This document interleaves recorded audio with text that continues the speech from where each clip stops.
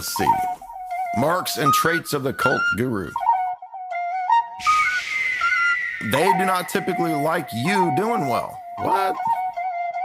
They are persecuting me. They do not have spiritual eyes to see.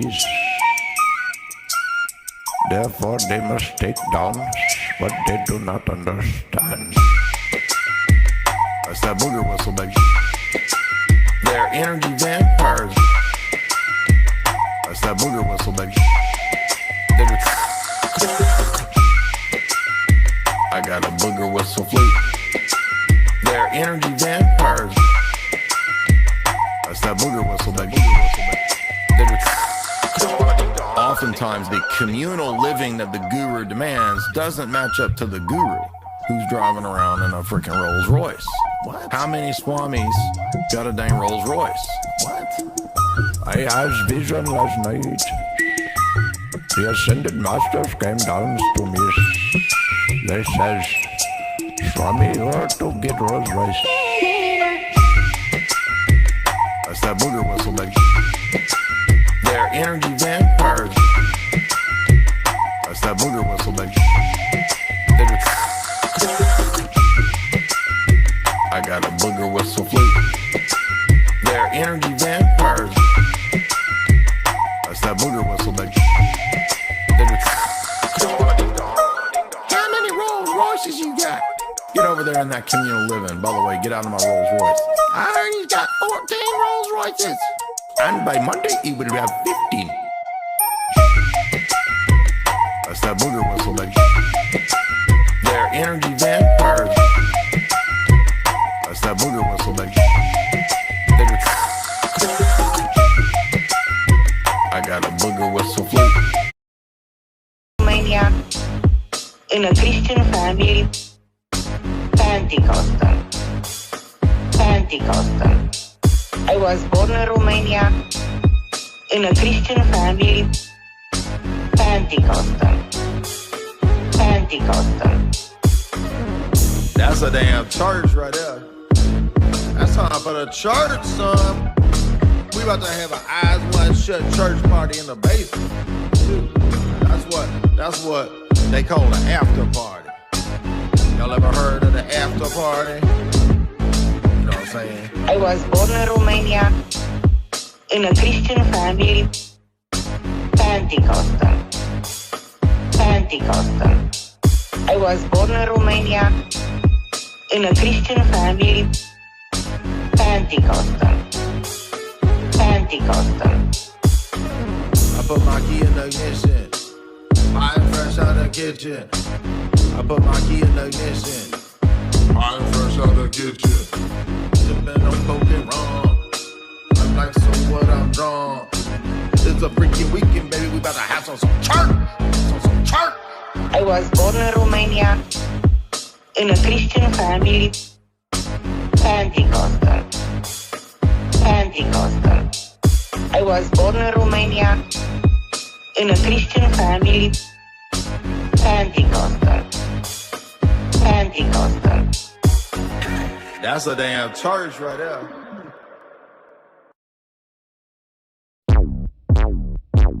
Black kings, black bishops, black players, people of the chocolate persuasion. Black kings, black bishops, black players, people of the chocolate persuasion. Black kings, black bishops, black players, people of the chocolate persuasion. Black kings, black bishops, black players, people of the chocolate persuasion. But the Dark Ages was a time when black people ruled Europe. So when you go into the real history, you'll see King James was... That's King James right there. That's James LeBron. That's King LeBron right there. black. He was not a white guy. You'll see his whole lineage of kings. Black kings, black bishops, black players, people of the chocolate persuasion. Black kings, black bishops, black players, people of the chocolate persuasion. Black kings, black bishops, black players, people of the chocolate persuasion. Black kings, black bishops, black players, people of the chocolate persuasion. Who was a homosexual himself, who was in love with his sister Lucretia, who they made the image of Lucretia to be Mary. And that became the Renaissance era. Lucretia. So hold on, you telling me Lucretia? That's a black name right there. How you gonna say that the people that was framing the black people were also black? That don't make no sense. Lucretia is a black as hell name. Lucretia. The church even allowed it, you know what I'm saying? The church allowed for straight pimping that have been suppressed. Listen to my brother. In the 1500s, it was legal to be a pimp. Black kings, black bishops, black players, people of the chocolate persuasion. Black kings, black bishops, black players, people of the chocolate persuasion.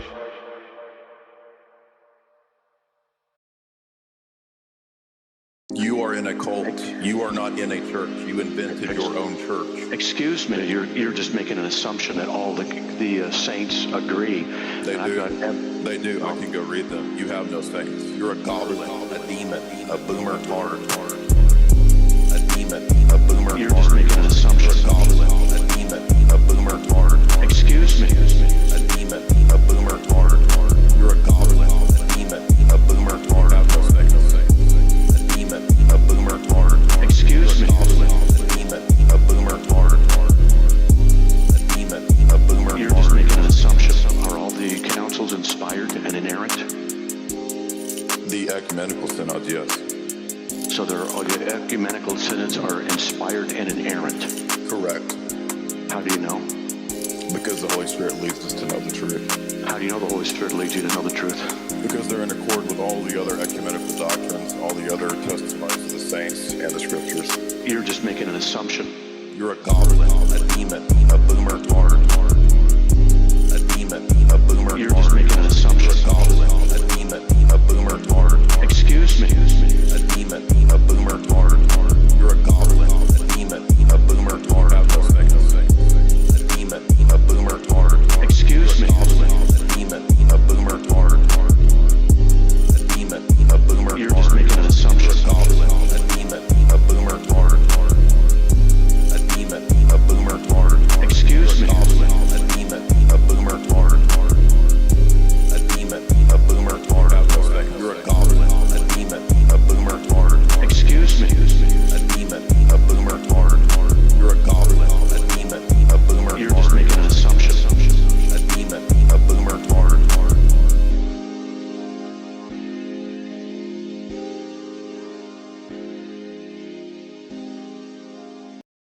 Science comes out of medieval universities. This may be totally lost on modern people, but no, actually modern science comes out of universities. Guess where universities come from? Byzantium. What is the theology of Byzantium? Orthodoxy. The longest running empire, the most successful economic empire in the history of the world was Orthodox. It was Byzantium. So we give universities, we give civilization, all of these things come from the treasures of Orthodoxy. So I would say that we can prove that our morals, our theology is from God. I'm not saying that just because of history it proves it. I was just rebutting certain points that he made about history. We've actually built civilizations. Canon law is very important in the history of law. History of law theory. Universities come from Orthodoxy. So when we reject dialectics and dialectical tensions and the presuppositions of dialectics, which are the very root of all I saw a conspiracy reel saying that even New Year's is a scam and it's a conspiracy. I didn't even watch it. I just said it was too dumb to even click on. Conspiracies have taken over, and most of them are dumb, fake conspiracies. I don't want to spend too much time on that because we have covered that many times. Where's the right window? This one. You know, we hit the hot point this week of fake conspiracies, and this year is capping off with a big fake conspiracy with all of Candace's narrative collapsing. And of course, as you probably saw, Alex showed the clip of the Black Ops Green Beret man, and the story was the opposite of what he told. He was not attacked and brutalized with a hammer and had his thumbs broken. He attacked and brutalized his wife with a hammer. But now that doesn't matter. The credibility of the star eyewitness no longer matters according to these people. So welcome to the cult of Queen Candace. Now, quite a few people have already said, all right, this is getting crazy.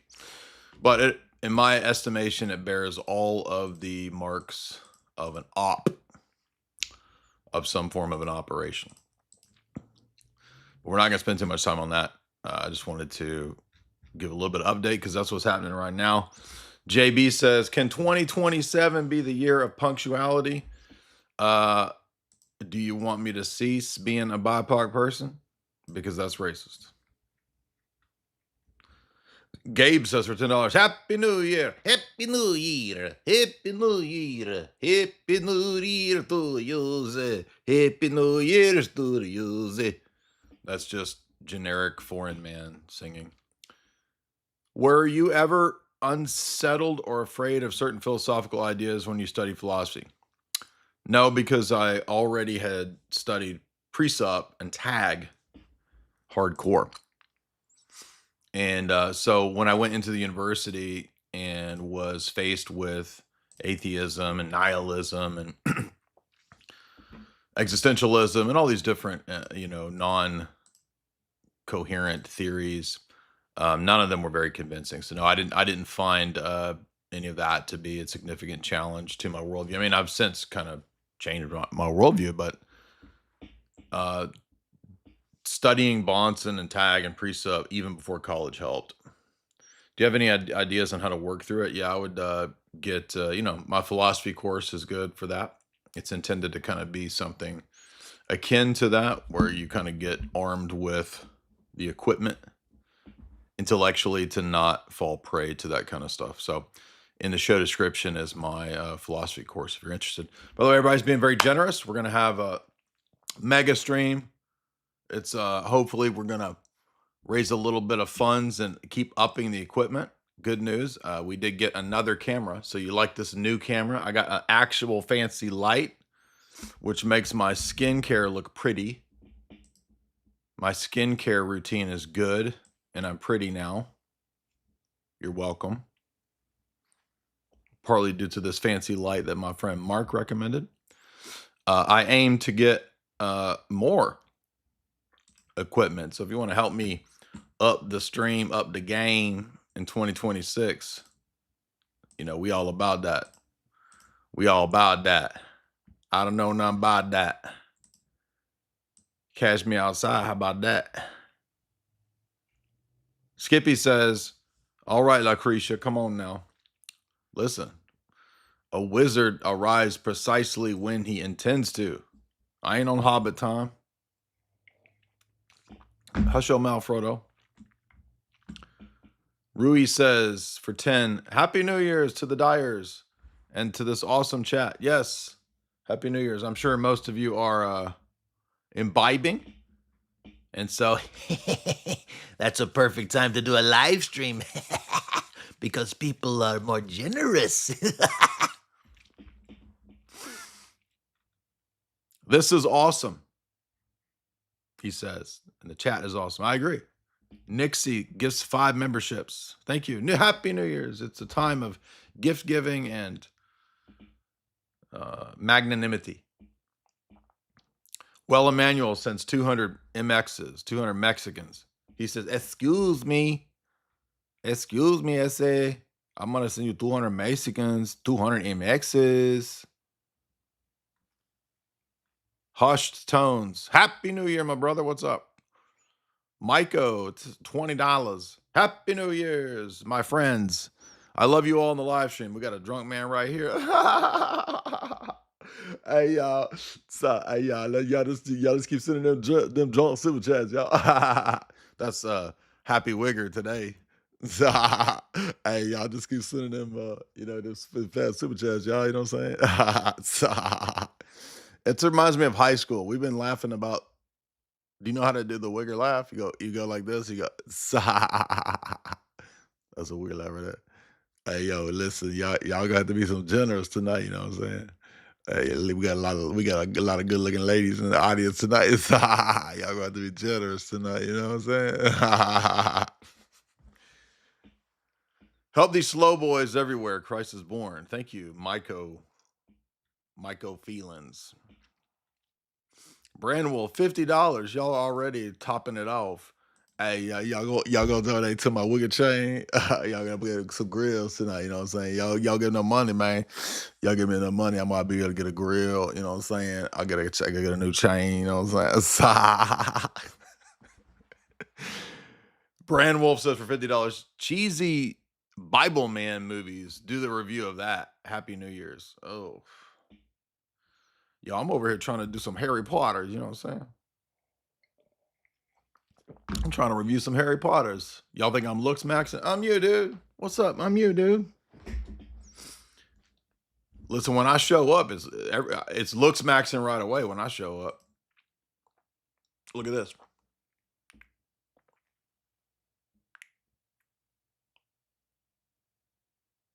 See what I'm saying? I ain't got to bust my clavicles with a hammer. I just zap you with these baby blues, hit you with a little bit of that deep wigger voice, and your ass is asleep in the love dimension. Nate says for $10, get more equipment. We gonna do it, son. Welcome to all the Jim Bob Jortlandians. Come on over here and learn the wigger ways. We're gonna do a little bit of wigger ways over here tonight. You know what I'm saying? Joshua Tree, $2. What's up, man? Flavius, $10. Thank you, Flavius. Appreciate that. Merry New Year's. Joshua Tree again. He's over here. He's obsessed with Bono and U2. Jay, what are the chances of an Orthodox Oriental reunification? What would need to happen? I don't think there's a big chance of that happening, but I think mainly the issues, a lot of the theology can be reconciled through the Fifth Council, even they admit. But I don't know about the saints is the main issue, because they don't want to say Severus was wrong, and we don't want to say Severus was right because of the councils. So that's the main thing. Ozzy, what's up, Ozzy? Ortho bro, $5. G'day, Jay. My closest Orthodox church in Melbourne is Greek.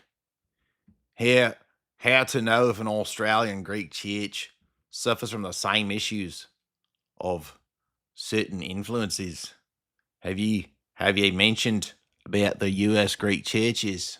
All the questions I should ask them. Yeah, just say, are you faking gay? Are you into ecumenism? You like Freemasonry? That's it. Tipper, Gore, $10. Have you read any G.K. Chesterton? I have. I was not a huge fan of G.K. Chesterton. I mean, I just didn't get it. I've tried it 2 or 3 times. I read Orthodoxy, Heterodoxy a long time ago. And I'm just not, I mean, I understand, people like some of it. And I guess there's some, I just don't get it, man. I don't vibe with it yet. Maybe one day I will. I don't know. What is your opinion of his book and Reason Itself is a Matter of Faith? It's a passage. It's a good example of tag, similar to C.S. Lewis's Upsetting the Milk Jug quote. I mean, if there's inklings of tag, I just didn't read enough of him to realize it. So, I don't know. Pay me in nickels, $5. Have you read Against the Machine by Paul Kingsworth? Oh, that was yesterday. Excuse me. We did that. Thank you, guys. What's up? Banana up the butt. He's going to win all of the super chat. He says for $200. Damn, boy. You're going to make me down on my espresso for that.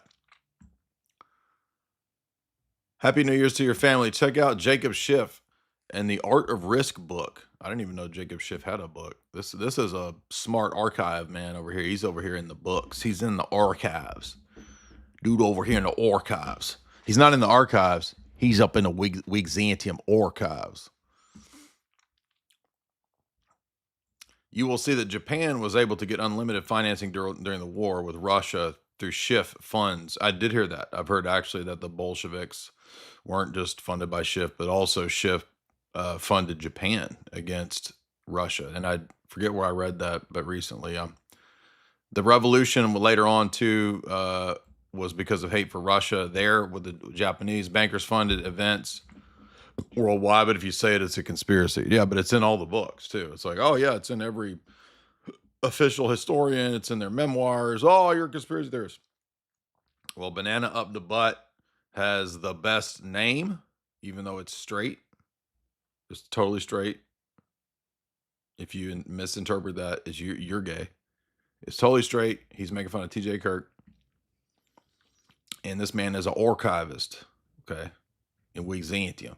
I'm going to make banana up the butt, and that fits with, he's going to come over from Banantium, because he's over there with Orangutan the First, the emperor of Banantium.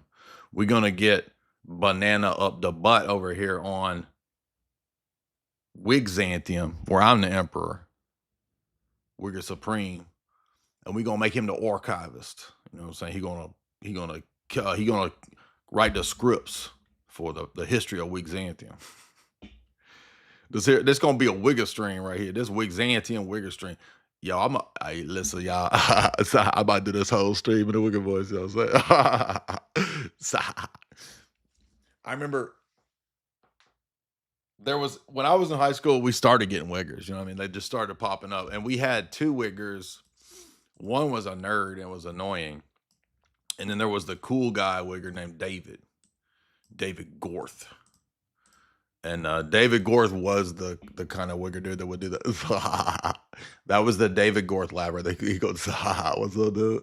What's up, y'all? But he was tall and the girls liked him, so he could get away with it. But the other wigger dude was just like, no, he's short wannabe king. So I'll give y'all the wigger history next time. We have to check in on David Gorth, see what he up to. I'm being serious too. That's a really, I don't have any. I'm trying to think of my photo album. I don't have any David Gorth pics. Andrew says $100. Shit, we about to line the walls of Byzantium with gold tonight. He says, in 2001, I went to my divinity school to study patristics. I read on the Incarnation. I realized that Protestantism was BS. I then joined the military in 2004 and brain dumped everything. Damn, son. Talk about brain dumps. Thank you for reminding me in 2025 that I do love theology and I like the church fathers. Well, hey, that's awesome to hear, Andrew. Props to you. Happy New Year's to Andrew and his family. I think that's a different Andrew. But also happy New Year's to Rachel and Andrew. Happy New Year's to all of our friends, to Jim Bob and the Dortlandians. Happy New Year's to, if I start naming everybody, somebody's going to get mad because I forget them. So let's just stop right there, and I'm just going to say blanket Happy New Year's to everybody, except for the people I don't like. Damn, y'all being so, I'm glad I decided to stream tonight. Shit, I've already got retirement wages. News says for $10. I love you, Jay. Happy New Year's from South Texas. There's a new video from the Coptics on Miaphysis, the Church Martyrs channel. You should give your thoughts on it. I mean, bro, that's why we're doing this 1,000-part lecture series, dog. I'm not going to sit here and react to every goober's video. But I appreciate the super chat. But remember, guys, we are doing the Monophysite lectures. You come on over here.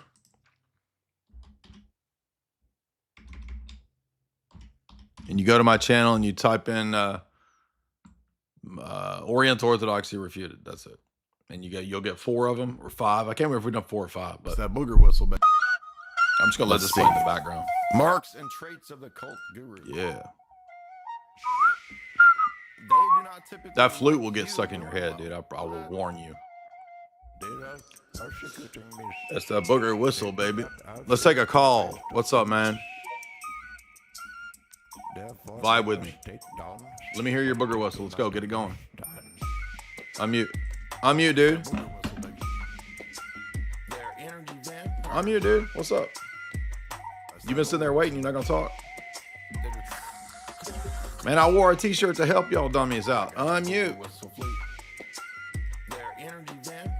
See, they're trying. It's a conspiracy to try to derail my year of patience already. It's already a conspiracy to destroy the year of patience. First dude comes up. I'm wearing a t-shirt to help him. What do I do? What do I do? All right, let's try the next person. Luke, what's up? I'm you, man. Dude, why would you wait this whole time and not unmute? I'm talking to you. Luke. And then he just leaves. Good job, dude. Let's just do this all night. Let's just sit here with me all night telling people unmute, and then they just leave. That's easy for me. Church sermons. Uh-oh. This sounds like it's going to be rough. See, this is already testing my patience. Unmute, dude. Hello, sir. How you doing? I'm doing great. Happy New Year's. What's on your mind? Yes, sir. So a real quick question for you. I'm very much new to presuppositionalism. I think I only got into it maybe like 2 months ago. So you need to work on your cell connection first, dog. You need to up your bill. Man, I can't hear you, man. What's your question? I guess I had a question about the impossibility of the contrary problem. I'm sorry, bro. We can't hear you, man. Go get get off of that Cricket and get on Verizon or something. Tendo, what's up? Dude on a grandma Cricket trying to call me on his Razor flip phone. What's Jay, up? Can you hear me? I can hear you. Is my cell phone bill paid for enough? It is now, yes. I was wondering if just before the New Year's, if I could get a little bit more Terrence McKenna on Protestant topic. Yes, pick the topic. And then Terrence will go off. Just do it on atheism. Well, in my special opinion, when I did shrooms, I was able to peer into the noosphere and have a conversation with Jonathan Edwards. And he told me that Sinners in the Hands of an Angry God was actually written under the influence of Amanita Muscara, and it caused him to wear mascara. How's that? Luke, what's up?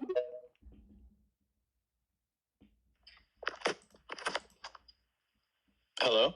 Hey.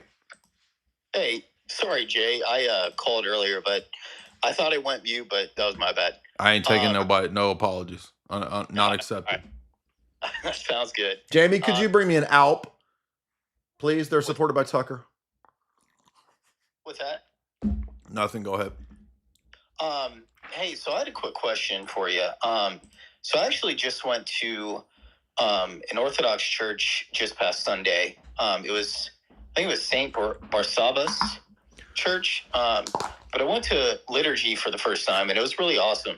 My question is, so in Orthodoxy, Jesus is viewed more. So I've been a Protestant my whole life. Jesus is viewed more as like filling his purpose on the cross and not more as a sin offering. Is that correct? I mean, both ideas are included in the overall action, but Protestantism tends to focus on the legal penal substitution focus and focus on soteriology alone. So, Orthodoxy has a holistic cosmic scope for the whole thing, including Christ's death, burial, descent into Hades, preaching the gospel to the dead, harrowing of Hades, resurrection, and ascension and session. So all those things are part of salvation, and you can't really pick one aspect or one dimension and kind of narrow everything into that. But that's kind of historically what Protestantism does, or what classical Reformation theology does, because it has to hinge everything on the legal transactional legal status model. So it's not that there's no offering for sin, it's that you can't pay God off with created things. So God the Father punishing the human nature or a human subject or any of these Arian or Nestorian or Protestant ideas, if you look at the Byzantine synods of the 1100s, it doesn't even make sense, because there's no created thing that even pays off God. How could God be paid off by creatures? He needs nothing. Right.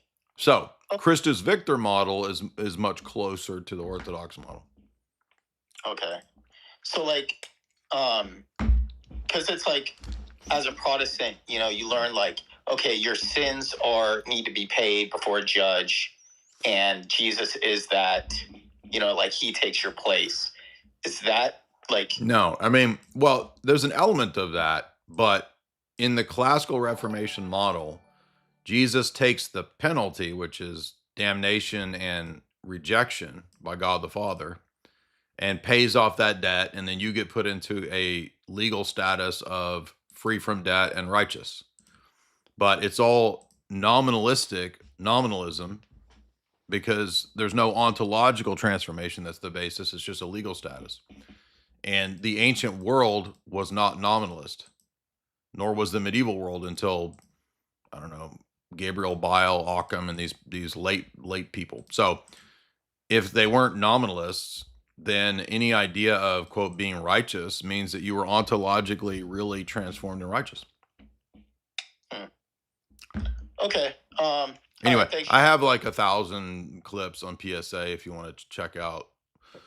Just type in J Dyer PSA, you'll get a ton, dude. And I detail it with the scriptures, and we go into a lot more detail in the clips. But here comes the PSAs, bro. I'm gonna do a PSA on PSA. Oh wait, I already have 1,000 times. But you know what? Sorry. I mean, I guess we just have to get used to it, because, you know, Protestantism is PSA. So we just gotta bite the dang bullet, bro. And you know, I forgot that. So a certain person might have written this part right here. Let's see if this is it.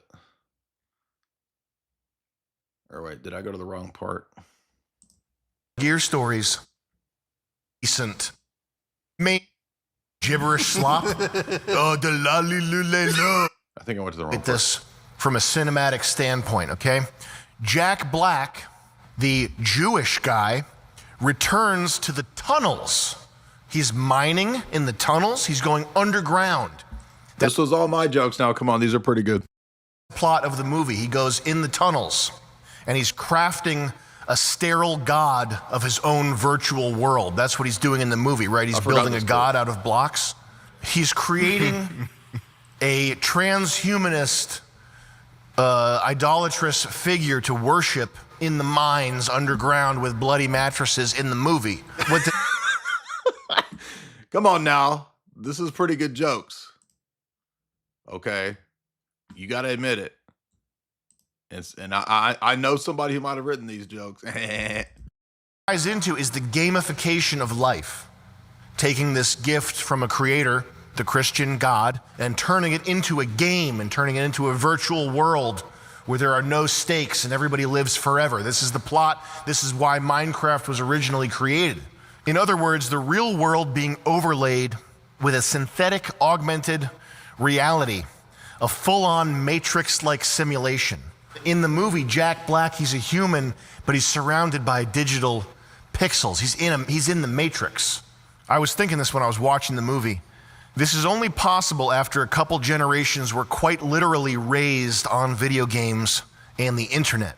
The problem here is the lure of being the god of your own virtual world may sound enticing, so you can goon infinity times into the giant dragon pussy.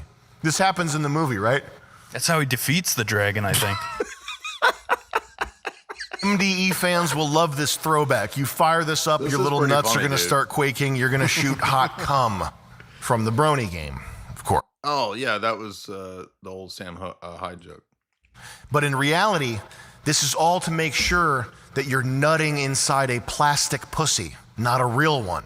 The powers that be, they want the real pussies reserved for themselves. They want you nutting in a plastic pussy. Well, they want no vaginas interacting in reality. They want babies out of test tubes. I would have taken it a little bit further after that. Go pop that pussy. That's right. That's the goal of all porn and virtual fantasy escapism, sapping you of your procreative and creative energies. This is true. The real danger of the lure of omnipresent gamification is you're becoming a sterile god of your own virtual world. Look at them bros is mystified by that essay. This essay wrote that essay. Hey, bro, this essay right here wrote that essay, bro. And then look at them two dudes is mystified. They're like, damn, bro, this is a damn. Look, that dude on the right, he looked like an essay, though, although he's not. I think he's half essay, technically. The dude's like, damn, boy, this is some high philosophy shiz right here. Key stuff. So here's what happens in this gamified virtual world. You're the one. You're the one. The only one that matters in your solipsistic little virtual environment. You're not like out on the streets, what they call you, you know.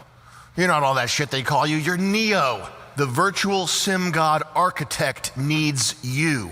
The 19-year-old gamer gooner needs you to save the Simuverse. That's the gay-ass message of most Hollywood quest films. Look inside yourself. You were always the god you were looking for. Yes. Damn. Sam read this essay's essay with some passion over here. At Hollywood also tell you that you're worthless primal scum, but also you're a god. It's a dichotomy. You're worthless, but you're a god. You're the chosen one, the messiah of your own mental miasma. I had to look that word up. You too. The synthetic quest, whether it's Tron, the Lego Movie, The Matrix, Ready Player One, or countless other gamified productions, the Hollywood take on video games is almost always dystopian. The game becomes more and more real to the point where the simulacra overtakes the simulation, as Baudrillard, is that how you pronounce it? I don't know this guy, didn't read him. But he said, apparently, gaming from Final Fantasy to Elden Ring, was he alive when Elden Ring? No, I said that, not Baudrillard. Baudrillard? Yeah. I don't know. He died in 2007. How did he know about Elden Ring's? No, Sam. He wasn't talking about Elden Ring.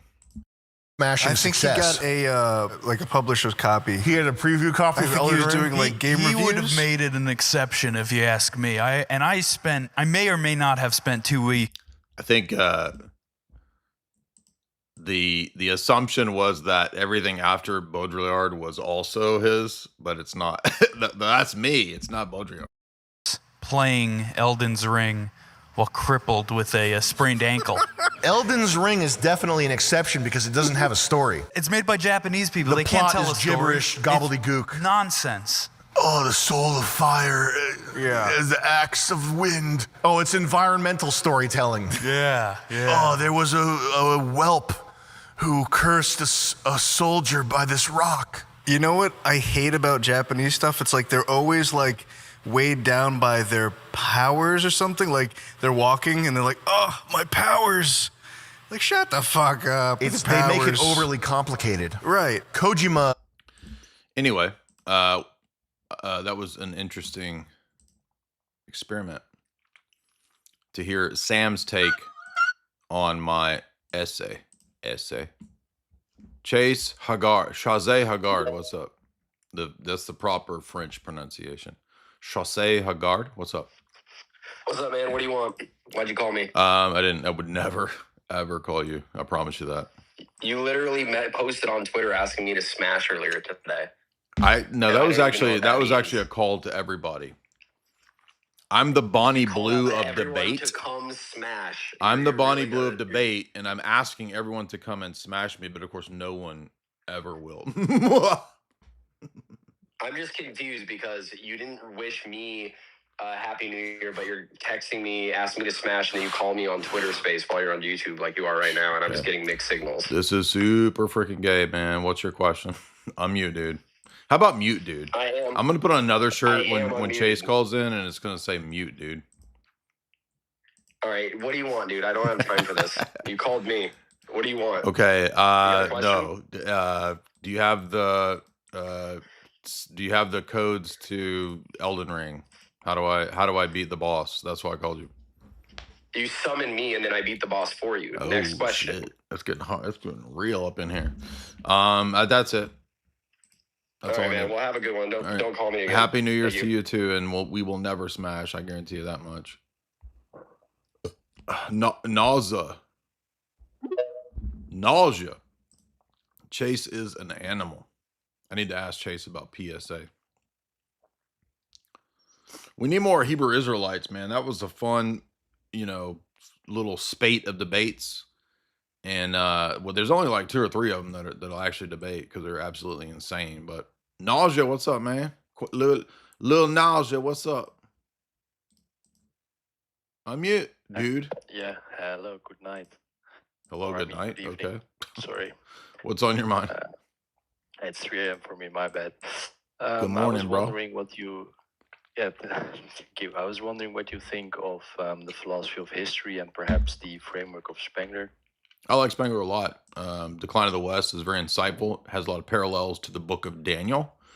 But I think Spengler's weaknesses are in the fact that he thinks that no idea or worldview can be universalized because they're all historicized. But the problem is that we could precept Spengler and say, well, how can you say universally that no worldview is universal? So I don't think he even thought about it that way. But definitely an insightful, fascinating thinker. Snake, what's up? It does seem like civilizations have a lifespan. Snake, what's up? Hi. Let's see. I wanted to ask you something on like Japanese geopolitics. I don't know much about that, but I'll tell you what I know. Okay, so with the central banks, like back in the 60s, they basically, how do I explain? Like through the globalists, like they become untouchable through legal means by abolishing the Ministry of Finance. So the Ministry of Finance was the only thing really preventing the Bank of Japan, which is a centralized bank, from being regulated. And is it fair to say that by this, like, this thing going on, that it's a Fabian socialist power structure similar to the America? In Japan? Yeah. Well, there is a good chapter on Japan, or 2 chapters on Japan in Quigley, and he says that, yes, they are run by and have been run by the same Western powers and banking structure, at least through loans all the way back to the Russo-Japanese War, as we just saw earlier from Banana Up the Butts Super Chat. But also in Quigley, he talks about the elite families that run Japan, and it's like a lot of the corporations that you see, I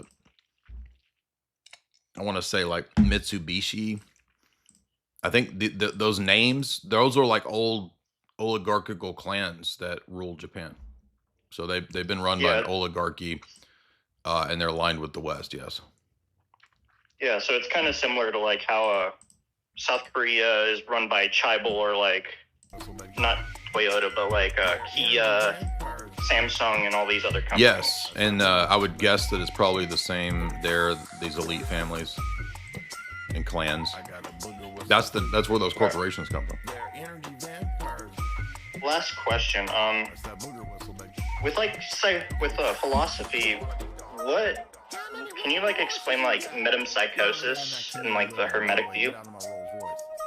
You mean like where the soul transfers into another body, reincarnation? Yeah. I mean, I would say that's pretty predominant in Hermetic views. They think that probably going all the way back to, I mean, obviously Plato talks about it, Socrates talks about it, but they probably got it from older, Egyptian and Indo-Aryan philosophy. And the Hermeticists basically just took from the Talmud, Kabbalah, all that stuff, and just cribbed the same idea. So, and I would guess that probably the Kabbalists, they took it from the Greeks and the ancient pagan cultures as well. And I mean, it's not really in the scriptures, but they'll say stuff like, oh, he came in the spirit and power of Elijah. That means he's Elijah reincarnated, which is stupid, but. All right, essay. Thank you for your wisdom. Yeah, man. Hey, dude, this essay right here, I could write some fire essays, bro. This essay could write an essay. Zero Arrow, what's up? $1. Ooh, dude, take it easy now. Don't splurge too much and be able to pay your bills, dog. Jordan Lofgren, $5. Have you ever done a deep dive on Jacko? Michael Jacko? That's a great question. In fact, Jamie has. I think Jamie had a chapter on Jacko a long time ago. We probably should revisit some of the classics. You know what I'm saying? We should do like a Madonna and a Jacko, because that's esoteric, weird 80s mind control stuff going on, 90s stuff. And Madonna has a weird background in history. She was signifying her allegiances, so to speak, way before anybody thinks. Like, she was full on like esoteric type stuff even back in the 80s. So maybe we should go back into the archives, the Wigzantium archives, and pull out some Michael Jacko. So let's do a little bit of hee.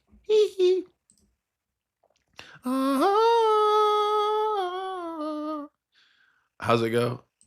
What's the earth healing songs? Those stupid Jacko songs. How's it go, Jamie? Ooh. That's it. Yeah, exactly. I kind of like that song. I gotta be honest. It's hard not to like that one. Actually, I like about 5 Jacko songs. Are you the leader of Banantium? No, it's Banantium on Twitter is the official emperor of Banantium. His name is Orangus the First. Rage Against the, I won't say that, $10. Wigatine Honky Force. Exactly. I like the way that man thinks. Andrew back $5. Happy New Year. I started looking at Orthodoxy. I read Rock and Sand. Also, we need more Captain Barbosa impressions. I like when people like the obscure impressions. You know what I mean? When people say, hey, do that. Because I love doing the Philip Seymour Hoffman for Mission Impossible. And I love doing the Captain Barbosa. You must be believing in ghost stories. You're in one. Like, that's a classic. I love that one. And I'm trying to remember how's the Philip Seymour when he's talking to Tom Coombe and he goes, "Give me a rabbit's foot. Give me the rabbit's foot. I want the rabbit's foot. I'm gonna find your wife. I'm gonna hurt her." I like that one. It's simple, but it's a good one. I can $5. Ethan, you owe me a Gucci suit, Ethan. Now you start super chatting me, I'm gonna do some impressions now. I'm warning you. Rose Stewart, $20. Thank you, Jay. You opened the door to Orthodoxy. I discovered you at the bottom of the conspiracy rabbit hole. Bam! You blew my mind with Orthodoxy. This was very much truly life-changing. God bless you and your work. Well, thank you, Rose. Appreciate that. I'm glad that people are moving in that direction. It's humbling. I never would have dreamed it would be like this. It's kind of surprising. And I'm not a guru or a spiritual leader. I'm just a clown on the internet, dog. That's it, man. Y'all can't take me too serious now. Everybody gets all, oh, what's he saying now? What you doing? Who cares, man? Just have fun. Jan Vandershoot. What's up, Ortho Bro? What's up? Can you hear me? Yes, sir. I just wanted to say Happy New Year. Thank you. Happy New Year. By the way, we hung up that fancy ass clock you sent. Oh, awesome. Yeah, it's great. I'm Jamie glad. Jamie loves it. Cool. All right, I'm glad. Yeah, I just wanted to say Happy New Year and thank you for another year of what you do. And hope your stream goes well. Thank you. Get back to what we're doing. But, Happy New Year's to you guys too. yeah. All right. Have a good night, man. Yeah, later, dog. They do not have spiritual eyes to see. You know, if I'm playing this song, we're having fun. Athanasius, what's up? They're energy vampires. Hey Jay, how you doing? Happy New Year. Good. What's up, man? Happy New Year. HNY. HNY. I got a booger with I just had two quick questions, Okay. if you don't mind. So my first question was, I was reading through some of Cyril's letter to Sixth Census, and I had come across the idea that does Nestorius believe in universal human nature? Because if he equates nature into person, wouldn't that come up with the idea that each and every person has their own individual distinct nature, since person in our scheme is what the identifying thing is? I know that the Monophysites, if you go back and listen to Kai's lecture, I know the Monophysites tend to believe in particular natures because they're in one way influenced by Aristotle, and Aristotle doesn't believe in real universals in the Platonic sense. He believes in particular, I mean, there are essences, but really every particular only has that particular's essence. So you could argue it's not really a universal, but since the Monophysites are influenced by that, I know they tend towards particularism or particular natures, but I do not remember exactly how Kai fleshed out the terminology, because they have these weird terms like kanuma. If you go watch the lecture that Kai did on the Nestorians, he gets into that, and I don't recall. Alrighty. I think it's either the first or the second one that we did on the Monophysites, Orientals. Alrighty. And my second question was, this is a bit of a dumb question, but I was watching Two Towers, and I was wondering, would you have taken the troops to Isengard, or would you have stayed in the Rohan capital?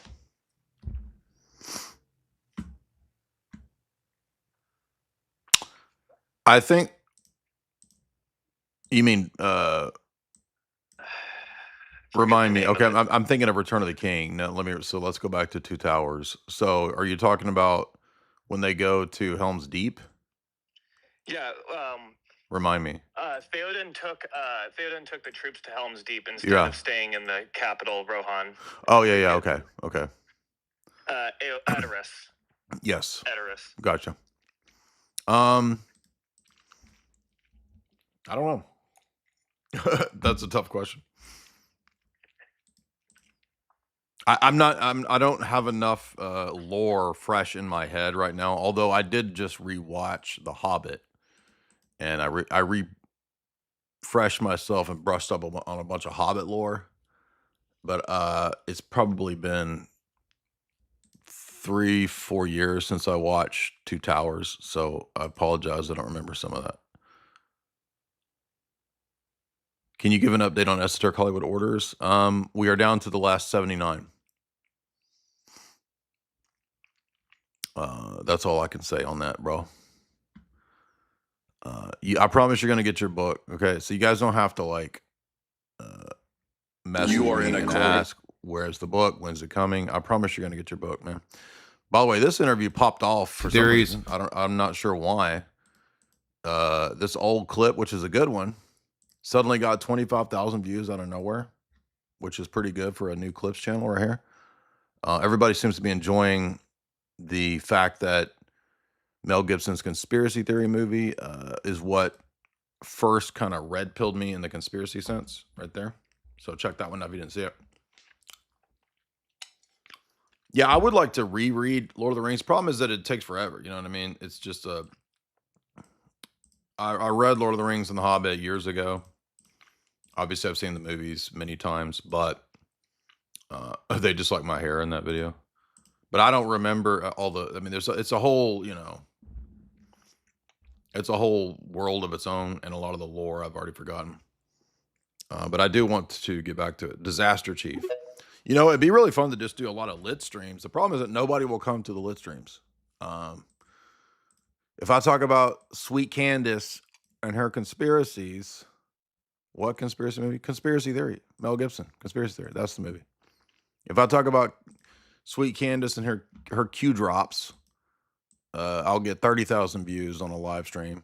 If I talk about literature, I'll get 10,000 views. So, it's y'all's fault. It's y'all's fault that we can't do those streams, because nobody comes in super chats, and that's how we make a living in part. So we get now listen, somebody wants to send me a bunch of BTCs And then we can just do that kind of stuff all the time. There you go, right here. See, this is my Bitcoin wallet right there. If you want to retire me early so that I can not retire and do more fun stuff, well, you just send me the BTCs right here and we'll get it popping off. We'll start popping off lit streams, Lord of the Rings streams, and I will fulfill all your nerd fantasies. Not in that way, though. Groove Monster says for $19.92, $10. Do your Boomer Garcia and say this. You know, you got to keep on trucking, brother.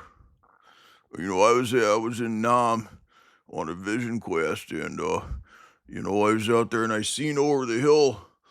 I was going to say the G word, but I can't say it, so it messes me up. I seen a bunch of spooks coming over the hill, you know, when I was on my vision quest in Nam. RN says for $7, who is the boomer in the song Goblin Demon Boomer Tard? Matt Slick. So there was originally going to be a Matt Slick debate, and it didn't happen because I went to his server, and he just kept muting me. Sorry, my allergies bugging me. So the next time he did an open thing, I went in there when he was supposed to debate Matt Slick, and I was like, dude, you're just a boomer tard. You're a goblin, a demon, a boomer tard. I just wanted to get it in. And that was about 3 minutes of debate. So that dude is like, but now that song is dedicated to Dung Wilson. Shoreline says for $20, will members get chat emojis in 2026? Yeah, I guess. I mean, I probably could just turn that on. Let's see if I could just turn that on right now. Let's see. Come over here. What did you ask for? Chat. Members get chat emojis. Let's see. Memberships. Is there a option for chat emojis? Let's see here. Badges and emojis. Let's try this. Emojis. Here we go. Let's see what we can do right now. Oh, I got to upload something? Dang, dude. Let's see. What can we upload? You want a little black pimp? Let's try that one. See if that works. We'll call this one. The first one is Big Pimpin'. I wonder if it will. See if it'll work now. Let's try this. Uh-oh. Oh, special characters are not allowed. What does that mean? Special characters. It's just letters. What do you mean? Oh, everybody want Big Pimpin'. There we go. Oh, the freaking aspect ratio. So it's got to be a tiny picture. That's stupid, dude. Come on. I ain't got no tiny pictures up in here. Let's see. What if we put Trent Horn in there? Let's see. I got a picture of Trent Horn on the desktop. Okay, I see how to do it now. I'll just have to go in there and do it. I was gonna have a pimp for you guys. What do y'all want in your members emojis? I'll put a little pimp in there, a little pimp bishop. We could put Trent Horn in there. What else could we put in there? Some orbs. We'll put a little Sam Shamoon pondering an orb in there. Yeah, you guys can have members emojis. I'll just have to. I was doing it right now, but you have to do a little tiny picture. So I got time. I got time to resize pictures when I'm live streaming, dog. I got to remember to do it though. Thank you for that, Shoreline. Landon says for $20, we need trans Hebrew Israelite. We was kings. That's me right now. What are you talking about? You need it. You got it right here. Why you say you need it when you got it? Acquiring Truth, $5. I appreciate you, Jay. Do you have any thoughts on the movie Carpenter's Son? Honestly, I'm scared to watch it because I like Nick Cage and I don't want to watch some weird blasphemous thing. So, if some of you braved it and it's not actually blasphemous, then let me know and I'll watch it. But I have not watched Nick Cage's weird movie. I hear it's Gnostic. I stayed away from it. Also play Watch Dogs game. Okay, I'll have to check that out.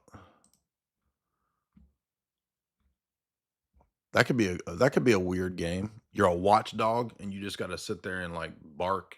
You hit the bark button and you bite mailmen when they come by.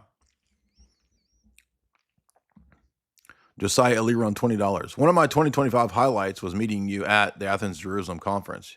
You changed my life to God's truth and to the church. God bless you. Well, thanks, man. Appreciate that. You guys are being very generous. I'm glad I decided. I was like, maybe everybody's going to be partying and there's no point in doing a stream, but y'all going to pay the electric bill tonight. Y'all going to pay the year's electric bills tonight. Mm-hmm. I'm just over here chilling, enjoying my Alps. Skiing in the Alps. Disaster, what's up, dude? Hey, Jay, Happy New Year. Happy New Year to you, man. What's on your mind? I got two questions. The first one, I've been trying to wrap my head around, answering questions and having a good understanding of the necessity of the Trinity and kind of the perfection of the triad.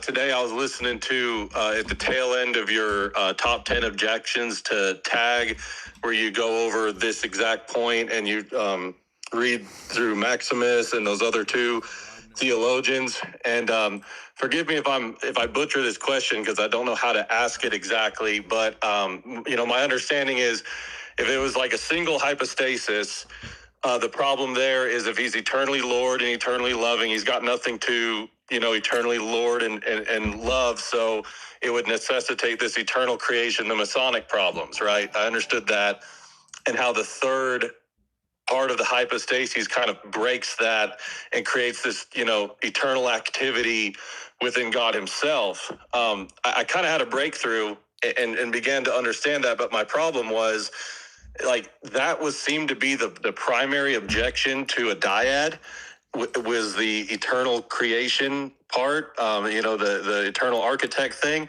But what if somebody posited hypothetically that there was a dyad of like two persons, that it wasn't just an eternal creation? So then, the primary, for lack of better words, hypostasis had this second person to eternally be Lord over and eternally love. Where does the third one, what issue does the third part of the hypostasis solve in that case, if that makes any sense? Well, there's nothing that reconciles a dyad, so they're kind of in an eternal opposition. That's the argument that the Cappadocians make. I think it's ambiguum. Okay. It's ambiguum 1 is where Maximus makes that argument, and he refers back to Gregory Nazianzus, I think. So, if there's an eternal dyad, it's also subject to Basil's critique of Aristotle's view. So Aristotle has a view that there is an eternal dyad, which is the first actualizer and then what he actualizes from all eternity. And I'm trying to remember what Basil's critique of the dyad was. I think really they're just they would be kind of eternally in opposition. There's nothing that would be a reconciling intermediary or terminus. Okay. That's one argument that they make, but that might not be the strongest argument. But they go in that direction. Also, this argument is covered in Mystical Theology of the Eastern Church by Losky. There's a section where he talks about the triad transcending the dyad. So they make these arguments from mathematics and geometry, but it's like ancient mathematics and geometry theory. So the problem with the argument isn't that it's not necessarily a bad argument. It's just that the argument hinges on certain views of number theory and mathematics that the ancient world has that a lot of modern people are going to kind of deny. So it just it gets challenging to argue it on that basis. And that's why there's I think the love argument's a little simpler, because really the only deity presented that has this triadic love approach is the Trinity. And there's a book there's a book called Orthodox Apologetics by I.M. Andreev. And there's a section where for about 3 pages he makes this argument. It's probably the best part of the book, because honestly the rest of the book is not that great. But if you can get a copy And I can tell you the pages. It's I am on. Let's see if it's still available.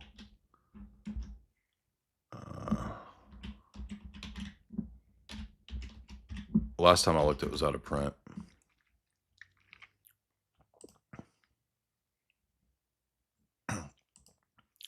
It's called Orthodox Apologetic Theology by I. M. Andreev.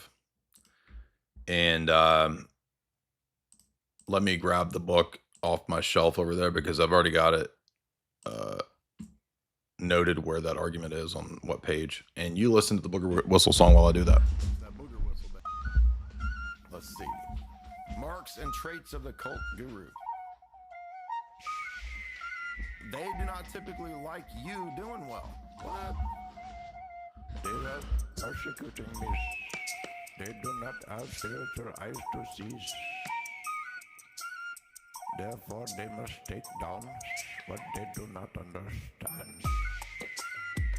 That's that booger whistle, baby. They're energy vampires. That's that booger okay, whistle, it's pages. I think it's page 159. Awesome. Page 160. Yeah, it's page 161 is where he really starts talking about the triad. He cites Nissa. He fleshes this out. 162, 163. Yeah, 163 is where he says the love argument, and 164. We have this PDF in the Discord, I think, too, if you don't have it. Great. And that's perfect. And I think that also that, you know, the eternal duality makes a lot of sense, too, because there's kind of a natural opposition in any type of dyad. So, exactly. And it is ambiguous one, too, by the way. Okay. And the atheist spaces that I'm in, you know, I got into it because I remembered a video with those J-Mike minions where they were asking, you know, why couldn't it be a four-person or a, you know, this many four. The other thing about four reduces to a dyad. So exactly. So I'm just, you know, they're never going to let me get out an exhaustive answer, but I was just kind of wanting to make sure I was prepared I know it's not a quick answered question, but you know, you got to at least have some kind of explanation. Do I have time for one more quick question I've been meaning to ask you for a while? Okay, this is it's funny. It's another kind of PSA thing, and I again really appreciate you listening to you for years. Help me, you know, get rid of the Protestant baggage, the realization of it's not just a legal standing and you know, an angry father mad at humanity, and Christ takes on that anger, and then we're good. There's the ontological happenings of the soul removing from the body and the descent into Hades, the recapitulation of human nature. I got all that down. I was curious, though, is there a specific metaphysical purpose for the crucifixion other than fulfilling prophecy and being a sacrifice and an example of sacrifice? Is there, because when I realized all this, I also asked myself, like, well, and it's kind of a dumb question, but if Christ had died in any fashion, like of old age or something like that, his soul would have separated from his body, and supposedly maybe that would have happened, but there's obviously a necessity for the crucifixion, and I was wondering if my first thought comes to what you kind of already alluded to, which is not just prophecies but also all the types, right? So like, cursed is he who hangs on a tree in Deuteronomy, that's a prophecy, but you have, you know, a lot of types with the Passover and with all the animal sacrifices. Those are types of the sacrifice of the Son. There's deaths that occur in the Old Testament that are types. Jeremiah being lowered down into the pit is a type of Christ's death and descent into Hades. I'm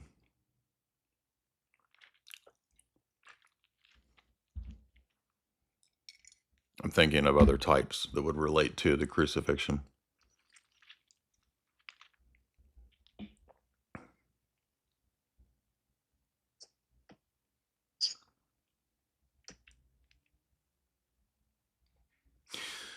People in the chat, can you think of other Old Testament typological pictures, images, presentations that foreshadow the death on the cross. Well, everything relating to the tree of life, or the wood in the Old Testament would be a type of the cross. Right. And even that I can understand, I guess, but just to ask it a little further, even with all of these types and the prophecies, but is there like a very specific why behind that kind of ties into the whole metaphysical, ontological, like going on? Well, that's very mechanical in soteriology. Maximus says, citing Paul in Colossians, that he crucified not just the writ of the writ against us, but also that he crucified the passions. So the death on the cross is also Jesus destroying the power of death and crucifying the power of death in our nature, so that when we partake of the deified flesh, it empowers us to overcome the passions. So there's it's one of the Ambigua, which I forget which one it is, but he talks about specifically that the crucifixion is the destruction of the powers of the demons that use the passions to derail us. Gotcha. It's very much a demonstration on many levels. Yeah. Okay. That's good enough for me. Cool. I appreciate it, Jay. Thank you so much. Yeah, there's probably more that I'm just not thinking of off the top of my head. Let me see if anybody in the chat came up with good answers. Yeah, well, there's a lot of, I can think of a lot of things that make me think of the descent, right? Jonah being swallowed by the whale is the descent, but I'm thinking specifically of the crucifixion. Bronze serpent, exactly. There we go. Bronze serpent. That's a good one. It's not my smoke detector. My batteries is fresh, dog.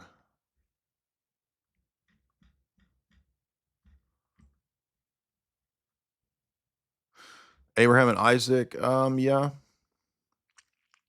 The wood to take him to be an offering, yeah. Yeah, I mean the land, the Passover blood, I guess indirectly speaks to crucifixion. No, specifically crucifixion though, like not just descent to Hades or the death of the son, but you know. Let's see. Reader, what's up? Yo, Jay, Happy New Year, man. Happy New Year to you. What's on your mind?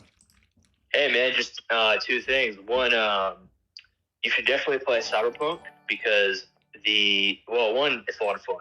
And two, I feel like the synth and like techno would kind of aesthetic would definitely suits you. Cool. And then the main thing that I wanted to kind of ask your opinion about is like, and I know you've kind of like reviewed this a little bit, but Nick Fuentes, when he talks about going into the institutions and basically subverting them, and in his mind, he wants to make the institutions Christian nationalist. I understand from what you said that you've kind of partially agreed, but I wanted you to kind of elaborate on kind of what your full position is on that, and maybe perhaps where you would agree. Yeah, again, like I've said it many times, I mean, we got to convert the people to Orthodoxy first. There's not going to be a Christian coalition with Doug Wilson and all these goobers. There's no way that would work. How are you going to have a Christian coalition with a bunch of sects that can't agree over the basics? But the rest of it, I agree. Bud Weisenberg, $10. I watched Mel Gibson's Conspiracy Theory. Then on the next stream, you referenced it.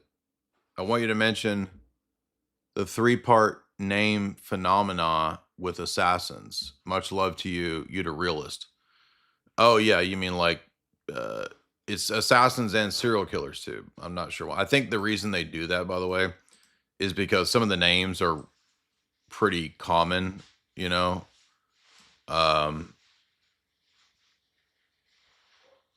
No, it's not though, is it? Because they don't do that with serial killers. Richard Ramirez. No, serial killers are just 2 names. Never mind. What am I thinking?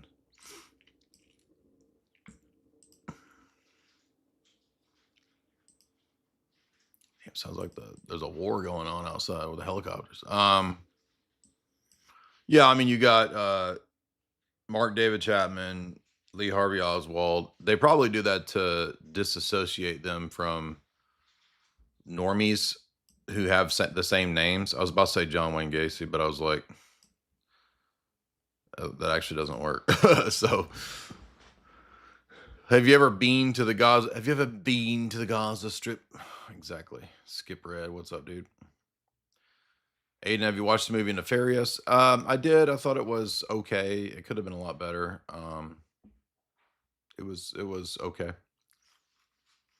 Coda, do more Red Dead Redemption. I think we'll do more game streams, and I'm gonna do Cyberpunk for sure. Andrew, what's up? I think we're gonna do. I'll do Cyberpunk next. Yes, I know there's a scene in the movie. Mute me, dude. Yes, I know there's a scene in the movie where he talks about serial assassins having 3 names. I'm aware. Jim Bob says for $20, specific book or video on the difference between the function and power of the papacy of the 2nd century and papal authority of Rome today. I mean, the easiest, most accessible, readable one that touches on that pretty decently is Two Paths by Michael Welton. There's not a book that I know of that just deals with papal power in the geopolitical sense. But you're also saying papal authority in Rome. I mean, the Szyszynski book is, Orthodoxy and the papacy. That's a really big, thick one. And it deals with all the centuries. So probably, Jim Bob, the book that you most want is this one. I mean, there's some other good classic ones, but this is the most recent new book on this topic. Orthodox, or Papacy and Orthodox by Edward Szyszynski. And I mean, it just covers, the big issues. I mean, it also steelmans too. It does pretty well dealing with their stronger claims. And then it, I think, presents, the strongest critical claims. Do you think, Hawes, $10, what do you think about Robert Eggers? I mean, I don't, obviously, I'm not a huge fan of the darker Crowleyan themes that he likes to use. But I will say that some of the films I think are pretty good. I liked The Northman. I thought it was good. I did not really care for Nosferatu. I do like The Witch okay, even though it's kind of the only reason I like The Witch is that it's a really good kind of critique of Puritanism and Calvinism. Now, I'm not being pro-witchcraft. I'm just saying that even though she becomes a witch, you can understand why, some crazy Calvinist cult, if you leave it, you would go to the opposite extreme. So I appreciated that part of The Witch. And it was also one of the first movies that Jamie and I did. Lighthouse, I did do a breakdown of it, an analysis of it, because it, relies on Greek mythology, but it was just a little too gay. And, I don't want to spend 2 hours in a lighthouse going crazy with Robert Pattinson and Willem Dafoe when they're talking about their fucking farts. Your fucking farts. I don't need that. So it was super weird, Gnostic, and gay. So best one is Northman, and second best, The Witch. The other ones, But Mr. Kool-Aid, $5. Have you read anything from Imperium Press?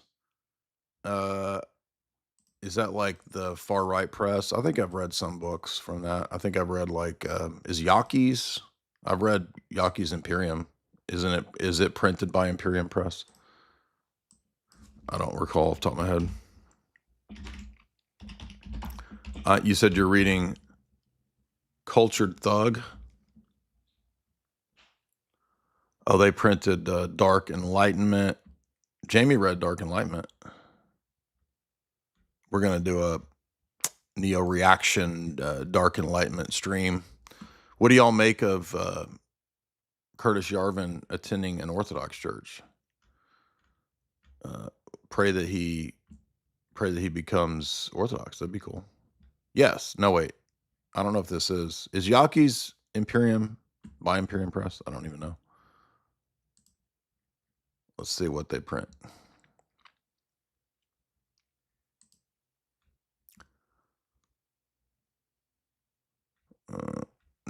No, I haven't read any of these. Is that it?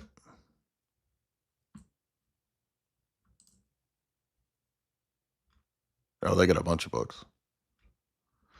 I think I have. I mean, do they print Evola's books? I've read a couple Evola books.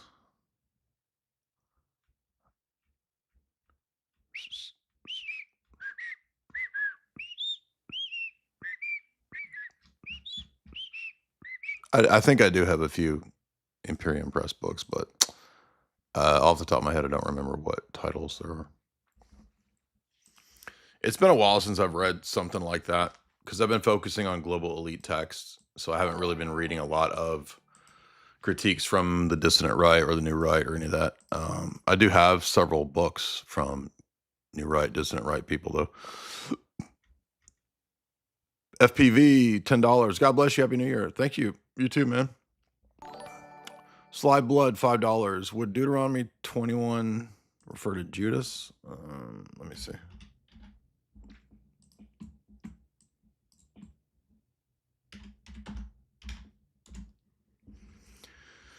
Would it refer to Judas? Let's see. Wait, Deuteronomy what?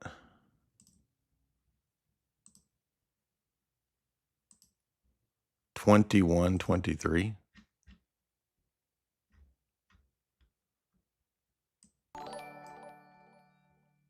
Yes, that refers. That's cited of Judas in the New Testament. Correct. Do a Stranger Things analysis. I've done it twice, but I mean it's so fake and gay. It's like, come on, dude. In fact, one of the Clips channels just put up one of the older ones. I think I did a analysis when it. Yeah, so we did seasons 1 to 4 right here, 4 years ago, 3 years ago. And then here's another clip right here. I think these are the same two here. Yeah. So, and then here's one 10 years ago when it first came out. I wrote an essay 10 years ago. So yes, we have done that. I just haven't done the new Skittles season. So I know a lot of y'all Skittles boys out there want me to cover Stranger's Thing. What's up, man?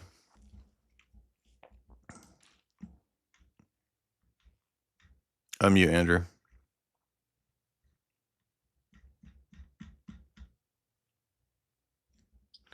What's up? So you just want to mute? You just want to echo me when you call in? Okay, Jacob, what's up, dude? Say, Jay, can you hear me? Uh-huh. Yeah, I hope you're having a happy New Year, and I have 2 things to tell you. Okay, I am. How are you? Pretty good. So basically, the first thing is, I don't know if you remember Ebo Noah. Who? Yeah, he's the Rapture guy. He was promoting that all over. Oh, that black dude that got a Mercedes? Yeah, today I actually saw a news story that he got arrested in Ghana over that. Shit. We got to free my prophets, brother. We got to free my brothers.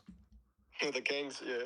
But, exactly. Why they trying to persecute the prophets, dude? Just cause a man builds an ark and tries to live good, don't mean he's a criminal. Yeah, and speaking of prophets and cults and stuff, recently, I don't know if you saw Jacob Hansen, all the things that have been going on in that sphere.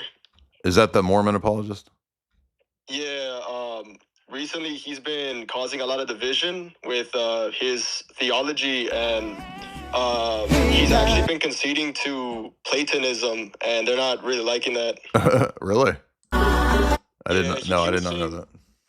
Yeah, he was saying that God the Father is bound by eternal law, and that they're like it's an impersonal authority over God. So, I mean, that's kind of like Platonism, at least in my head, that I'm thinking about it. Yeah, it is. And in fact, appreciate that. There was another Mormon dude that called in. What was his name? Mormon Mystic. And we tried to debate him a little bit. And he was like, yeah, Mormonism is all just like Neoplatonic, esoteric magic stuff. Okay. Well, at least he's more honest about what it is.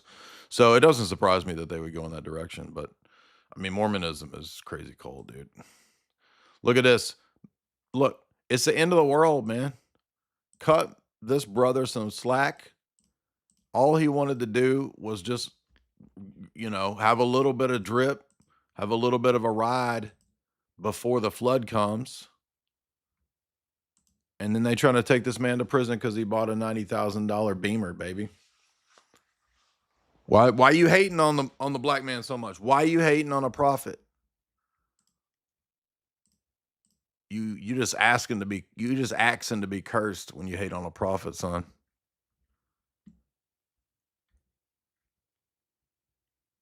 Appellation. You should make member icons and Orthodox stuff.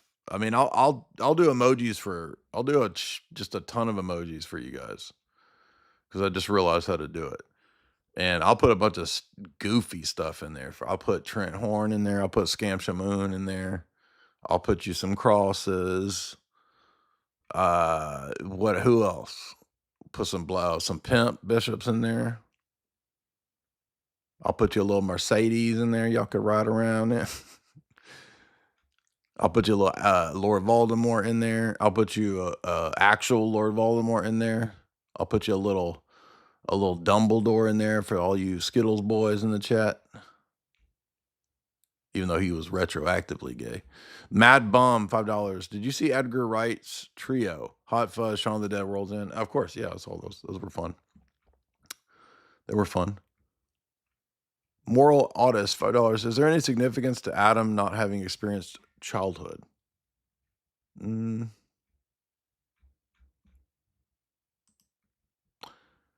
Off the top of my head, I'm not sure.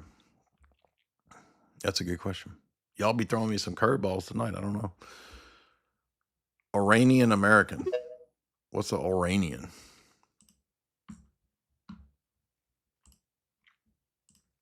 Unmute, dude.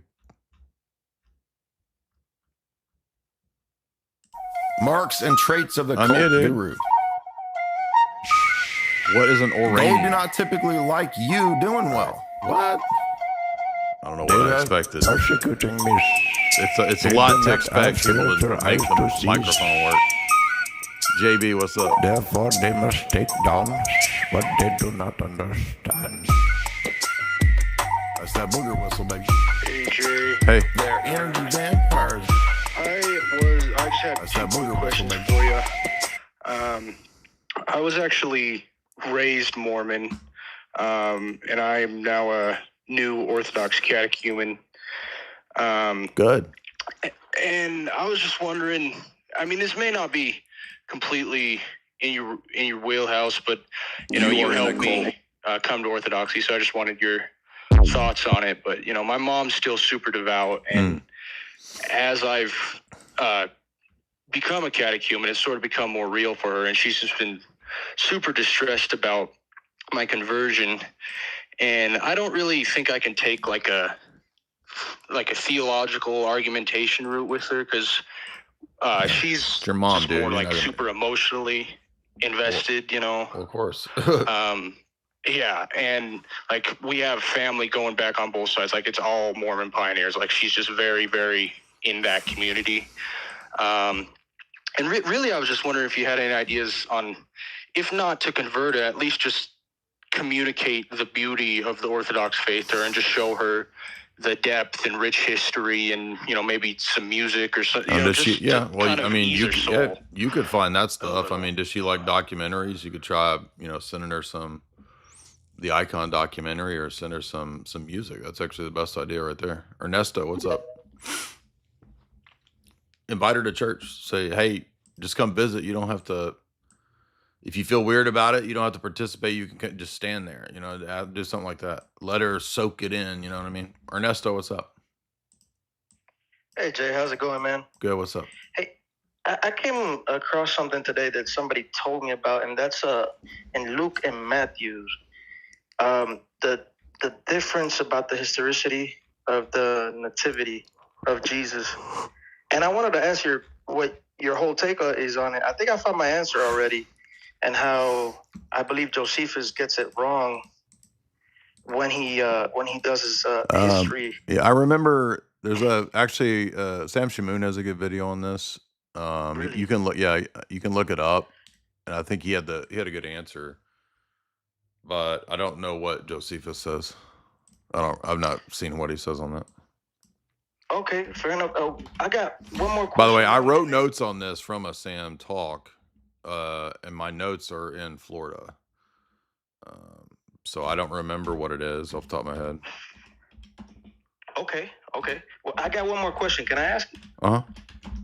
So, when talking to Protestants, you bring up the Apocrypha, and I think I know your position on it and how you articulate it. But would you mind just expanding on why the Apocrypha is justified to consider as part of the canon? Well, because the apostles basically use that as their Bible.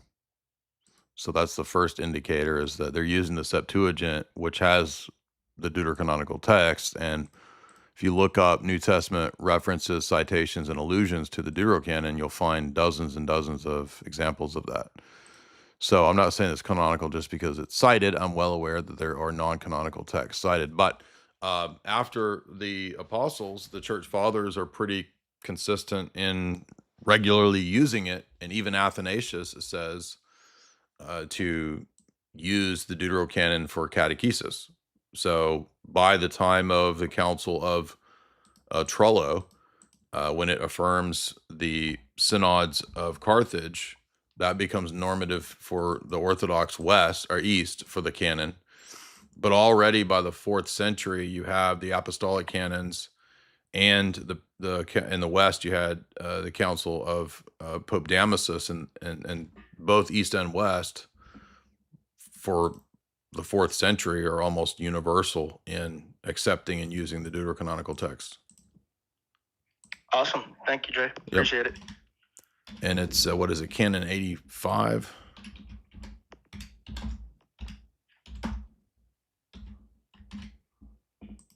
Now, I'm not saying, because every time I say this, people misunderstand what I'm saying.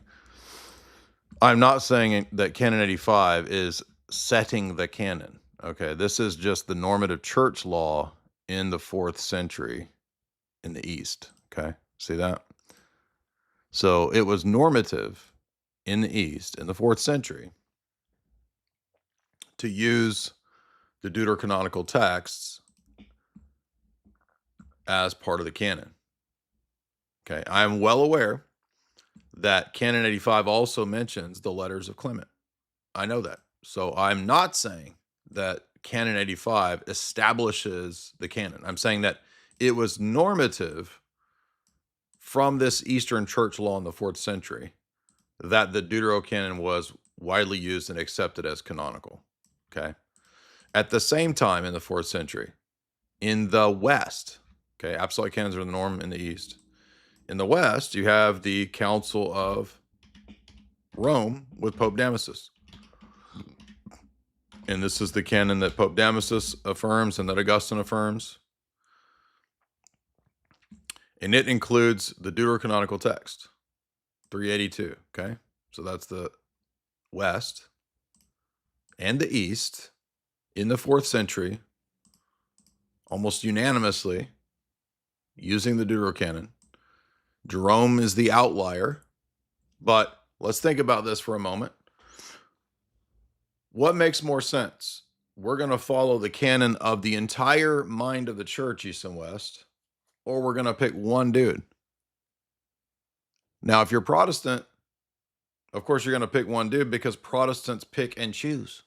They don't even care or think about the synodal mind of the church in that whole 4th century period.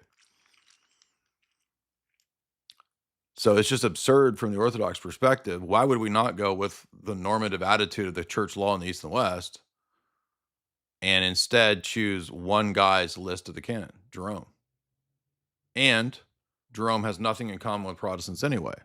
So why the heck is and then they always say, well, but so it's the Jewish canon. Oh, so anti-Christian rabbinical sources in the 4th century are going to tell us what the canon is? That makes no sense.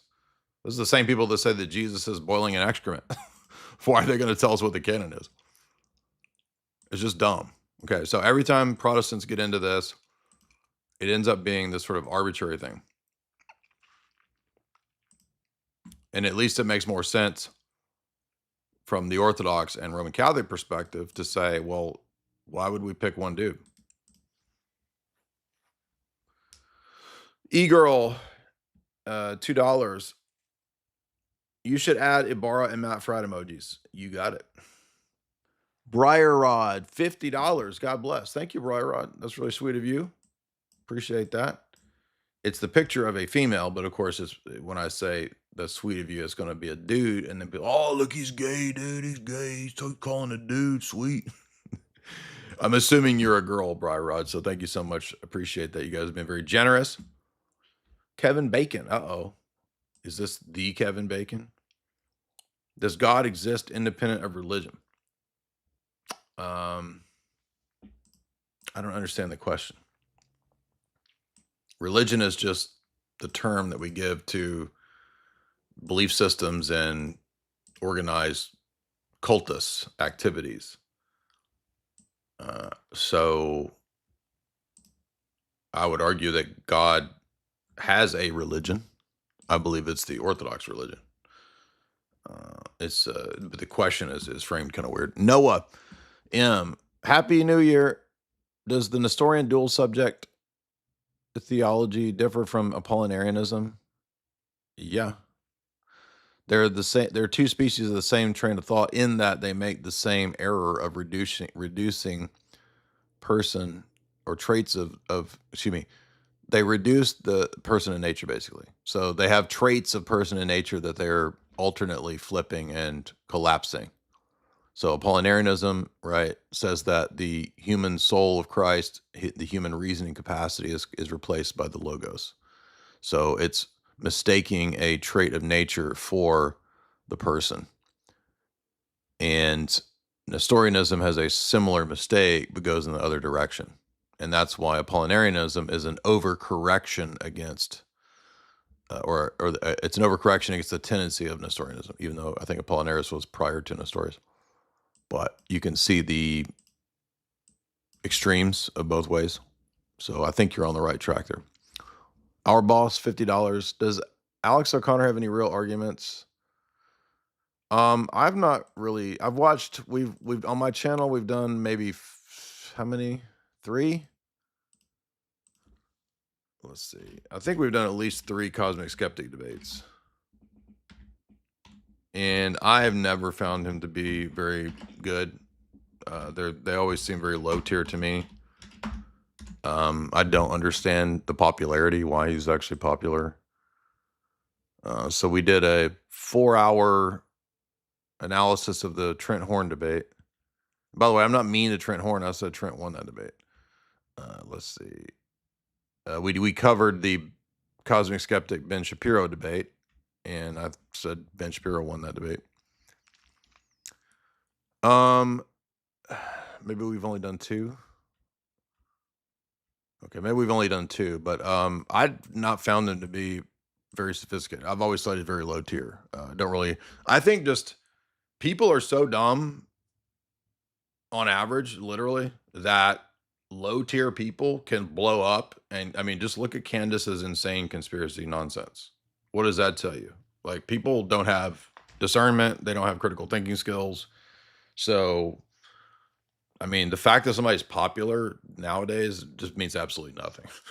It really means nothing, because you can be a total tard and become like the biggest person in media now. In fact, it probably actually helps to be a total tard to become the biggest person in media. In fact, you probably can't become the top media person unless you're a total tard. And by the way, again, as we said on yesterday's stream, there was supposed to be a me versus Cosmic Skeptic debate on Piers Morgan, and Cosmic Skeptic wouldn't do it. So he's an atheist, but he believes that the universe had a beginning with a singularity. but the singularity isn't God. What do you think of this? I mean, there's different ways you could critique that. I mean, the easiest way to critique that is to do it epistemically and to say, okay, how do you know that? And what is your epistemic justification for that claim? Because people love to just spout out all this sciencey sounding stuff that they think sounds smart. Well, of course, we know there was a black hole, and 5 billion years ago, the radiation of the black hole caused a internal orgasm within the black hole to spit forth the universe at the beginning of the universe. It's all just gibberish. Like, you, okay, and how do you know that? What's your empirical justification for that? Because you're an empiricist? Well, of course, you see the science papers. This is the science papers. You see, the science papers have written upon this, and the peer-reviewed paper. It's like, no, that's all bullshit, dude.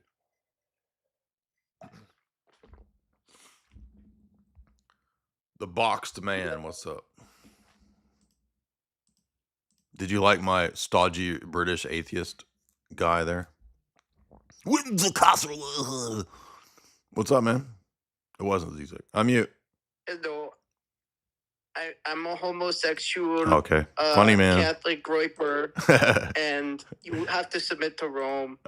Okay. Totally. Thank you. I'm there. I want the Pope to touch my butt. What's up, man? Based.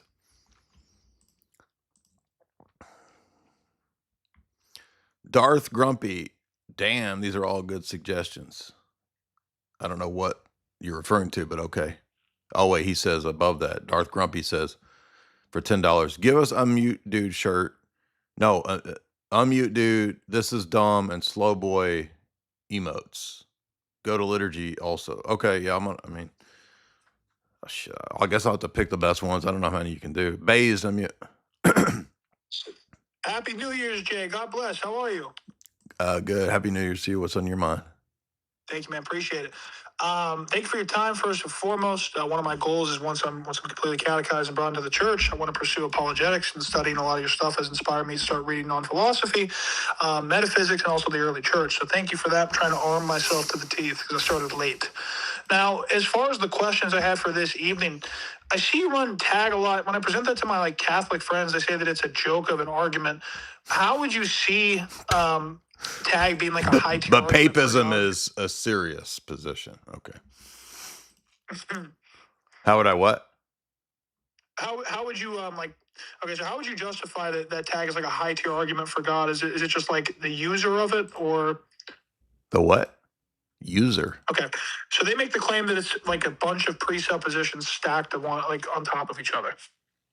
Okay, well then they're going to have to explain how classical foundationalism is true without being arbitrary or circular. So that was the whole Trent Horn debate. Can you please define classical circularism? Classical foundationalism. Classical foundationalism. It's the idea that there are self-evident propositions, maxims, etc., and that you build your epistemology up from those self-evident maxims. So it suffers from being ad hoc, from being circular, and it suffers from the criterion problem. All right, fuck it. I'm going to go read more philosophy books. I'll talk to you in a year, Jay. It's all right. Yeah, I've also got a philosophy course if you're interested in that. And also you can check out Father Deacon Ananias' philosophy course too. But appreciate that. $92, $20. By the way, tell those Catholic dudes to come debate me. Hop on here and let's see whose positions are dumb. Jay, I identify as Skittles since I'm a kid. I'm not Skittles anymore. I'm 33. Okay. You mentioned that there are not space in the clergy for Skittles, but I want to give my life to the church. How do I proceed?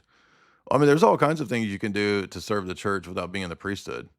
And also you can be a monastic. I'm sure a lot of people who've had that urge, found monasticism to be the way to go. So that might be for you. I'm being serious.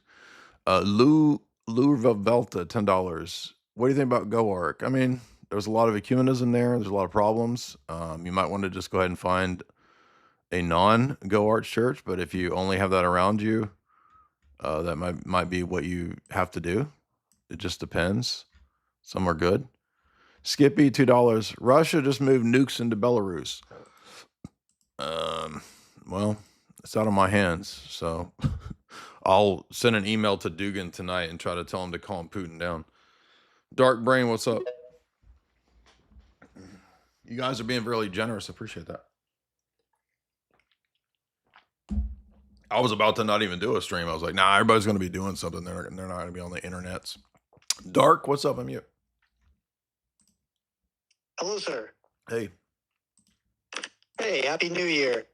I was calling You too. to, oh, go ahead. I said you too. Oh, right on. Hey, I was calling to first thank you for all of the hard work you do and all of the material you put out. I've been checking you out for, probably about a year now and really cranking through your videos, all the long form stuff. And it's a lot to take in. Anyway, I guess I got a question for you. First time I've called in. Today's my birthday, so I figured I'll get an answer from Jay for my birthday. Okay. Anyway, I guess would have to I'm say arguing I'm a very non-denominational since a young child, and been looking heavily into Orthodoxy. So I've conceded that looking at early church fathers to get an idea of what the structure of the early church was like and what it should be today, I concede that that's the case. So I guess my question is in relation to praying to the saints, what would you say is the earliest reference to that of the church fathers that you could think of? Just because I want to see what they say about it. I want to say one of the liturgies, like I think it's mentioned in the liturgy of Saint Mark, I think. Okay. I'm going from memory, but this came up with one of those Protestant guys, I forget his name, that I debated with for 20 minutes. What was that guy's name? Is that guy that doesn't like Sam Shamoon? He's got a small channel, Protestant dude, and he came on and let me think. Let's see,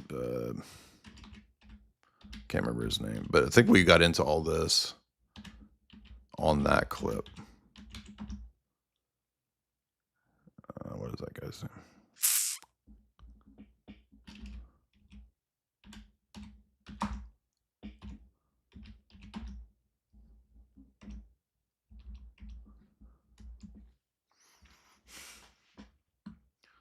This dude, here it is. JP, that's what it is. I'm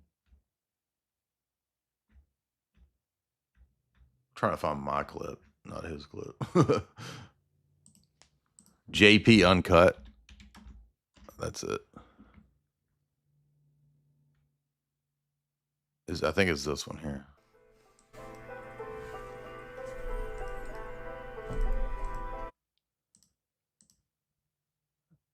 Anyway, you can go watch that or cover it. Banana up the butt, $5. Jay, play Disco Elysium. Do a video on the philosophies in the game. You'll enjoy it. Disco. Yeah, several people have recommended this one. Problem is, though, I got to do the popular games because that's the only thing that people come and watch. But let's see, what is this? What the heck? Get up, detective. I heard last time. This groundbreaking. Well, it looks trippy. I'll say that much. To reality, baby. Sure thing, champ. Lead the way. If you could only find your gun. That looks fun. It's okay. Remember this? By the way, shout out to 10 years ago. We're 10 years in. 10 years ago, we did the debate with JF. And this was actually the second or third online debate. But this is the debate that kicked off debating in this sphere. Remember this? With your boy Andy Worski with JF. Who does that? I believe that if there is a higher power, it's something that we can't understand, and it'd be more of an energy. Not one little weird point over here obscurates in this theistic to another, I don't It'd be funny believe that. to But if go back and review this debate from 10 years ago, we should do that. Although I look terrible. I want to hear JF talking. because by definition, what cannot yes, have because it makes no sense to say logic is just merely an evolutionary product. Because I don't want to deal with the question of whether for these logical processes to be made. can Do you a agree? machine exist independent of God? Is your question? Yep. A machine that would process 2 + 2 = 4 and 4 + 4 = 8.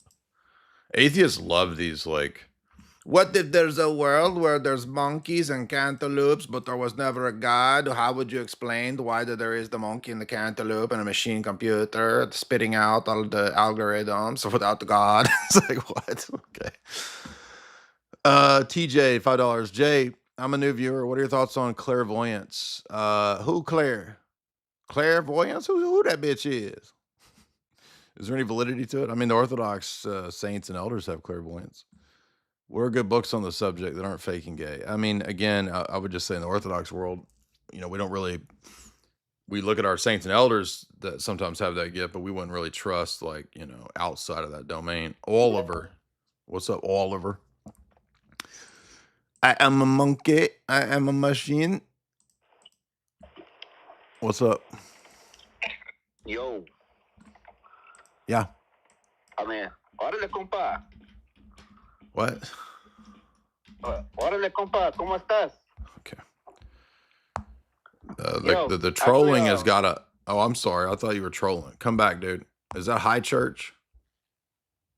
Or no? Who is that? It is. What's up, Hyde Church? I'm sorry. I thought you was trolling me. Where's that song by Boris Brechta, whatever?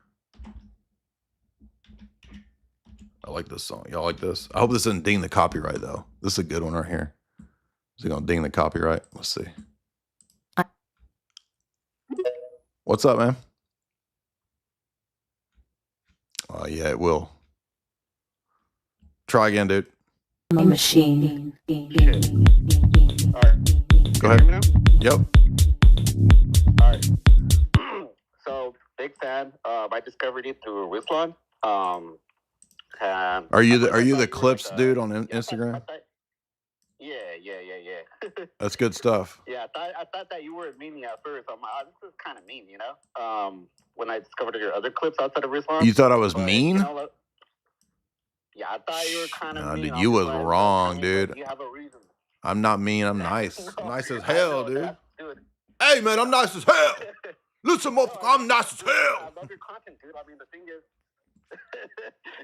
Hey, I do have a question though, because I have a lot of stupid atheist friends, and they always ask, because I'm like the outlier of the friend group. Uh-huh. So for their slow boy mentality, how would I answer their question when they say, so God sacrificed himself to himself to save us from himself? How would I say that for them to understand? Well, that's what monarchical Trinitarianism is there to rebut, right? That's a Protestant idea. God sacrificed himself to save himself from himself, whatever. That's a Protestant PSA type stuff. So if you listen to all my critiques of penal substitutionary atonement, that's relating to critiquing that position. And monarchical Trinitarianism of the Orthodox Church, which is what Father Stephen DeYoung's book talks about, it's what Dr. Bo Branson talks about in all of our we've done many podcasts and talks with him on monarchical Trinitarianism. So look into that, because that's really addressing that issue. It's a little too much for me to go into right now, but I appreciate that. And props to the clips channels that you've been doing there on Instagram. Appreciate it. S Broccoli, $50. What's up, Kang? I was a catechumen, became a catechumen last month. What's up, man? Thank you. Thank you for arguing for the true church. Yeah, appreciate that, man. We get a lot of haters, and so I appreciate y'all showing the love. You know what I mean? We got a lot of haters. You know what? It seems like we got less haters nowadays than we used to have, because we've gotten, a nice audience, and we got an ortho bro army. That's a joke, by the way. So since the audience has grown, I think there's less opposition, which is a good thing. I mean, we still got a lot of haters, though. A lot of mad haters. I am a machine. I'm a content machine. I am a content machine. But yeah, your pivotal work gave me the gumption to go to the liturgy. Happy New Year. Well, glad to hear that, Broccoli. That's cool. That's cool. Ex-Mormon, Tony, $5. Why wasn't Moses or Abraham mentioned by the Jewish 3rd century community of the Elephantine? Bro, I have no idea. Got to be honest with you, I don't know. Appreciate the super chat, but I don't know. Noah, do you plan on doing another pilgrimage? I don't know. I don't like to fly, so anywhere I'm going, I'm floating. I'll tell you that. HM, $15. I want to start going to Orthodox Church. How do I choose? I'm in New York. How many options? I guess if you're in New York and there's a lot, just go to all the ones around you, visit each one of them, and find the one that's the best fit, honestly. Flavia is $20. They hate what they don't want to understand. Okay, I can go with that. Dell, $2. Why do people say self-evident all the time? Because they think it's like a thing that normies think sounds smart. It's like if you're in philosophy 101, well, it's of course it's self-evident, you see. Sounds smart. It's what an intro boy, thinks is. It's like if you learn 2 chords on guitar and suddenly you think you're a rock and roll star. I know chords G and C, dog. I'm ready to freaking shred like Yngwie Malmsteen.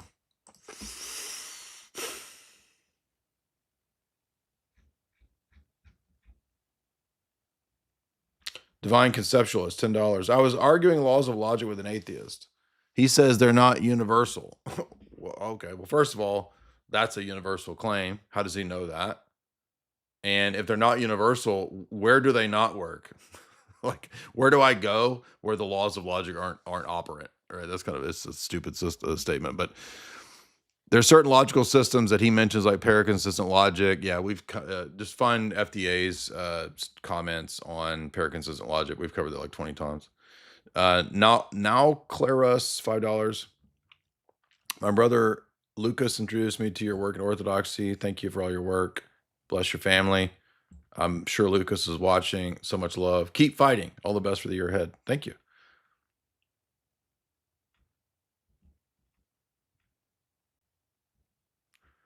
Jay-Z man, $10. Do you have Bonson books you'd recommend?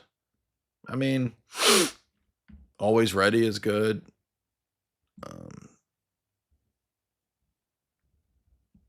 Well, Bonson wrote Van Til's Apologetic, so that's like 700 pages. I'd recommend that. Josiah Leron. Oh, we did that.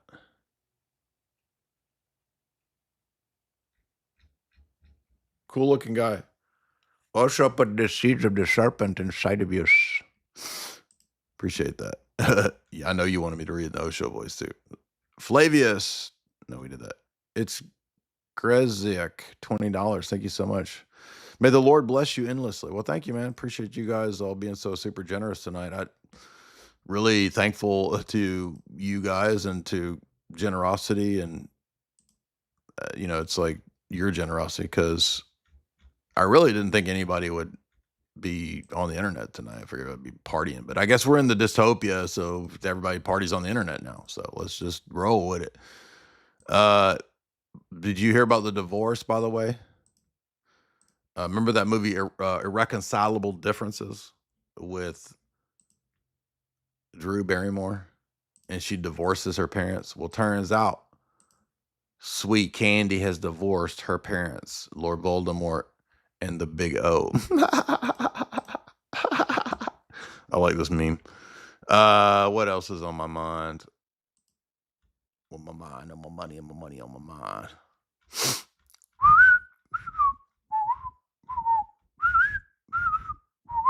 Shout out to Cleve, by the way, and Alex. They've been putting out good content. We're gonna be doing a stream coming up here. He did a good stream on the NGOs. Right, we gotta talk about these NGOs, because it's not just Catholics; it's also these stupid Skittles Protestant churches, Lutheran NGOs that are a massive part of bringing in all these people.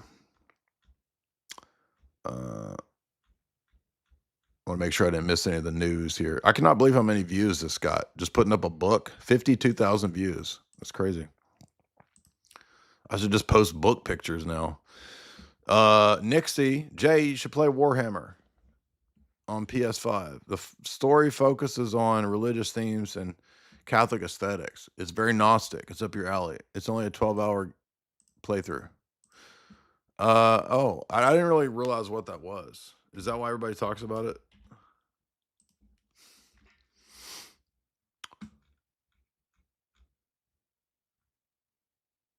Is it this? The origins of the man who would one day be known as the Emperor are what the master of mankind. I want to see the gameplay.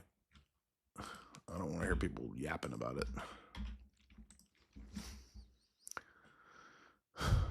Is it a futuristic thing or an old this? Hey, Doc. The fact that you grab him by the tail is so sick. There's a lot of goo going everywhere. Anything else here? Oh, it's That like first Catholic mission was space awesome, by the shit. way. Dude, we can imagine the Catholic Church in the galaxies. They'd be gaying up every damn galaxy, dude. We have the rainbow universe, galaxies. We'd have to go to war against the rainbow galaxies, dude. Please don't let the Pope go into space, dog. We got to stop this.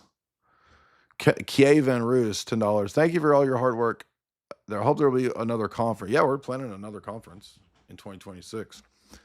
We might even get some big name people there, some real e-divas there. No, I'm not talking about Candace. I plan to go to Florida, but last time the tickets were sold out. Well, come to this one, dog. And also, we think we might get like a bigger venue. We might try to shoot for like 500 this year. We did 80 people the first year, and then we had 200, almost 200 people this year, almost. And then next year, we might go 500, 1,000. We'll see. We'll see. We'll see what we can pull. What kind of numbers can we pull? Dat boy. I see I'm kind of wearing down. I think the atheists, these people, they wait until I start wearing down, get tired. They're like, now call in now. He's getting tired. What's up, man?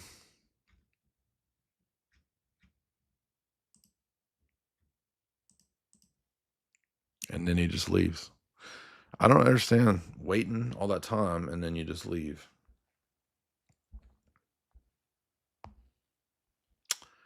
All right. I don't know about the rest of this chat. Last guy, what's up? Giovanni, you're the last one. Jay, go ahead. Hello, can you hear me? Mm-hmm. Okay, so I have a question about Orthodoxy. I like Orthodoxy, but I have a question about you believe for Holy Spirit you must have water baptism? Yeah, that's the normative means by which we are regenerated, yes. I understand. So you say normative, like it's not necessary.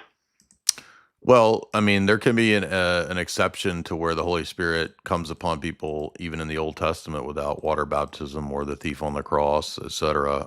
But yeah, it's still necessary. Can you give me example of Old Testament Holy Spirit before baptism? Yeah, the Holy Spirit's all throughout the Old Testament. You mean just as a divine person or doing something in the life of people? Like in life of people, like for example, Cornelius in Acts 10, he received Holy Spirit, but he not get baptized yet. No. Well, we think that's you talking about. Yeah, well, not everything that's happened in the book of Acts is necessarily normative for the entire history of the church. And also in the book of Acts, you have people receiving the Holy Spirit in the sense of chrismation. So that was a sign to Peter that the Holy Spirit could come on the Gentiles as well as the Jews. But that doesn't mean that baptism doesn't regenerate, because Titus 3 says it does. Yes. Okay, I understand. But now I've got a list here of about, I don't know, 30 verses in the Old Testament where the Holy Spirit is active and doing all kinds of things. And so do you want me to I'm gonna put the list here on the screen where you can see it. Okay. I'm not gonna read them out. It's too many verses, but you Yes. can screenshot this. Okay. Here is the Holy Spirit active in the Old Testament. And that's probably not even exhaustive because I just started reading Wisdom and Sirach again, and I noticed places in Wisdom and Sirach where the Holy Spirit's active. So Understand. Okay, so for example, in Sirach and in Wisdom, it even talks about the Holy Spirit coming and living and dwelling inside of us. So okay, so I have, you said in the Acts, like it's not normal, it's not normative. not everything that happens in Acts is normative for the rest of the history of the church because it's a transition period when the church is expanding from Jewish only to Gentile. Okay. So, for example, there's not going to be every Gentile is not going to have a dream about eating unclean animals from a sheep because Peter did. Okay. I understand. That makes a lot more sense than this like Protestant stuff I hear. So I appreciate it. Sure. Yeah. Great question. Glad that you. Happy New Year. You too, man. Happy New Year to you. Appreciate that. Thank you guys for calling in. I don't have any energy for any more calls, so appreciate all of that. Let me move my Choose Your Own Adventure books, which make a perfect little stand. So appreciate all y'all's calls. What the heck is that? It just starts playing music. I didn't tell you to play music. Playing some damn Final Fantasy music here.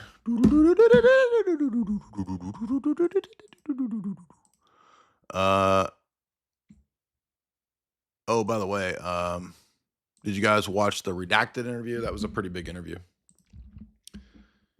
And props to Jim for setting that up.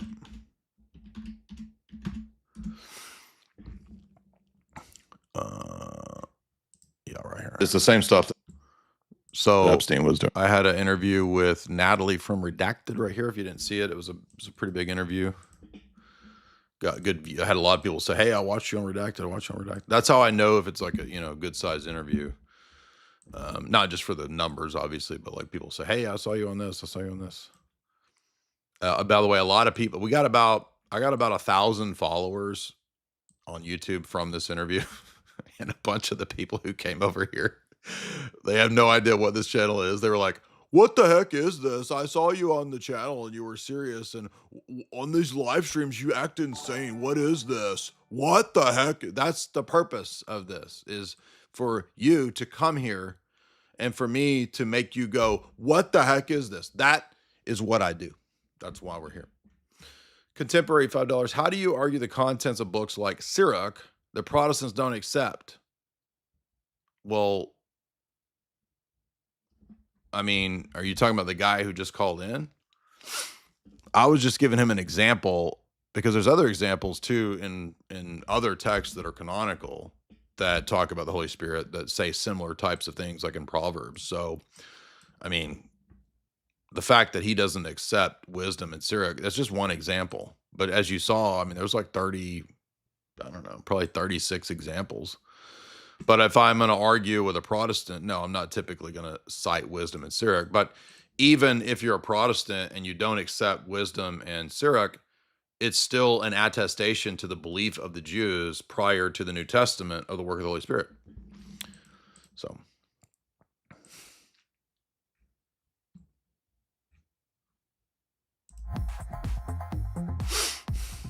Is the next conference in Tennessee? No, I think what I meant was the next conference.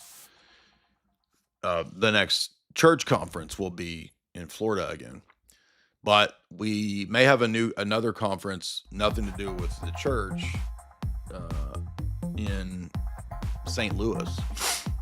That will be a unique, different crowd of people. So if y'all want to come see me, I don't yet know what the topic will be or what the theme will be, but it will be a fun conference with fun people in the alternative media sphere. I don't know if I can say anything about it yet.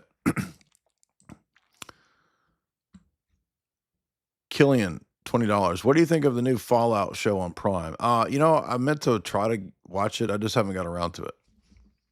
TV shows are a pretty big commitment, so I don't want to invest 12 hours in a TV show unless I'm really convinced that it's good. So I just haven't got around to it. But is it worth watching? Is the Amazon Prime Fallout worth watching? I'm not sure. If it is, I'll watch it. Not Alan Rogers, $5. Why is there even a conversation regarding ORNT? I don't even know what that is, dude. People always ask these questions like, what do you think about? And I have no idea what you're even talking about. ORNT. Meaning. I don't know what ORNT is, dude. Sorry. Red Rock 30. Jay, thank you for all this amazing content. I came back to Christ. I'm now attending a local Orthodox church. What advice would you give to you? Wait, what advice would have helped you the most in your 20s? Well, turns out I did a video on advice to myself in my 20s. So I will direct you over here. What did I name that stream? I think it's the one where I debate myself or what? No, I forget what I titled it. There is a stream like this, though. I just don't remember what I called it.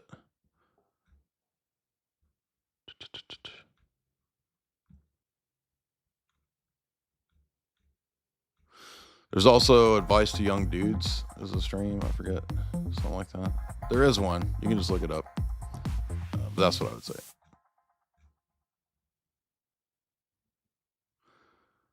Killian also says, what do you have advice for quitting smoking? I did vaping for a while and it helped a little bit, but then I ended up doing the gum, and then the gum is what helped me quit. So I did nicotine gum for a few months. And I don't find myself addicted to the Alps. So I didn't smoke or do any nicotine for like 10 years. So it ultimately ended up being the nicotine gum that helped me get out or quit smoking. He says, stopping smoking is my resolution for 2026. I became Orthodox a month ago. That's cool.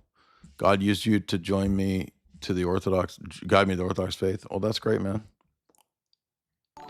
Now, Clarus, at Nicaea 2, anyone who does not venerate icons is anathema. Anathema is defined as somebody who's cut off. That's correct.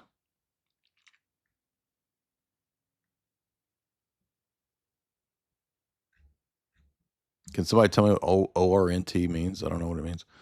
X Lockstep, Cornelius O'Brien Jones. He's a smart guy, in my opinion. Again, I don't know who it is. Like, people always asking these super chat questions. I have no idea who these people. What do you think about Bob Tavius Johnson, the guy in Jersey? What do you think of Bob Tavius Johnson? I don't know Bob Tavius, but he sounds like he's my kind of dude. Augustus, $20. Did you make any Charlie Kirk, Erica Kirk conspiracy videos? I mean, we covered the event, and I think it's sus. I did not follow Candace's theories. I've been arguing against that for the last 3 weeks. But yeah, I don't doubt that there's a cover up, but I don't know what happened.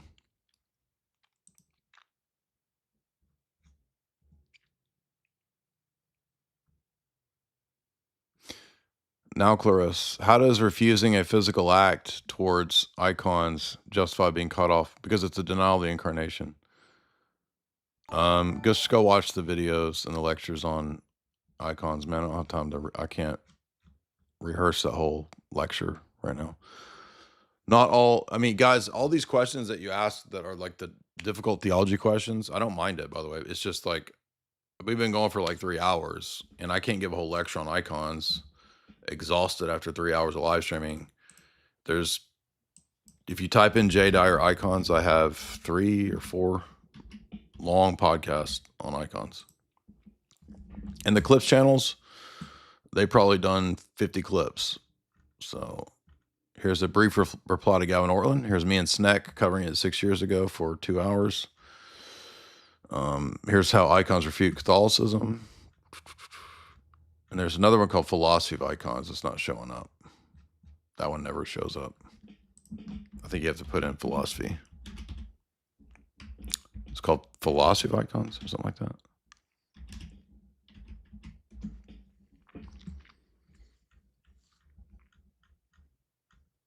Also, the one with Pajot is good.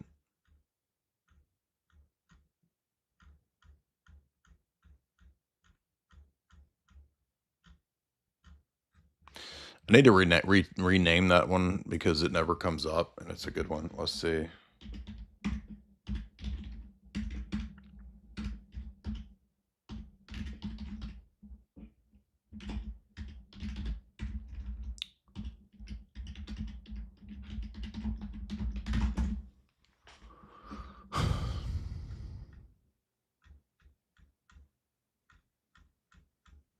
It still doesn't come up.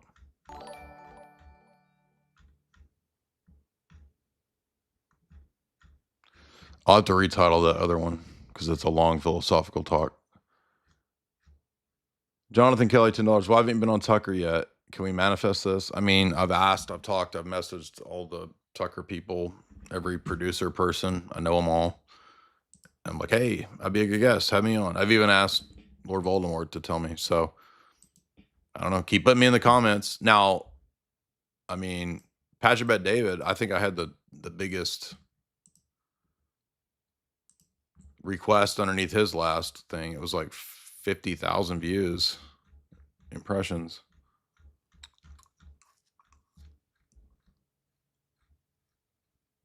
And hopefully that, you know, eventually, like, where's it at?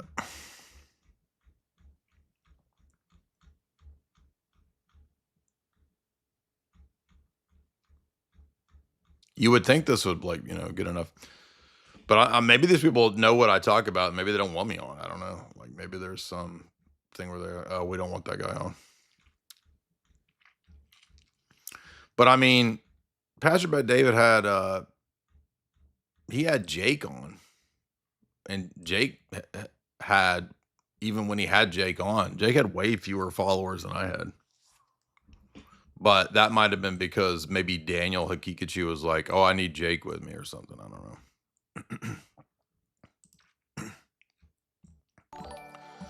Do you have any debates planned for 2026? Maybe one. We have maybe one big debate plan with a World War debate, but waiting to see if that comes to fruition.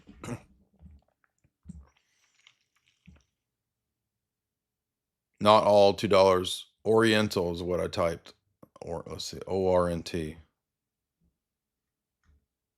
Why is there even a conversation regarding Oriental Orthodox giving their non-existence? Is it on the internet only? I mean, they do exist. I'm not sure.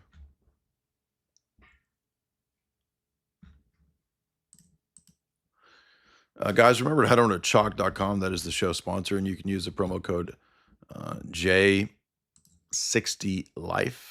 That's JAY60LIFE right there.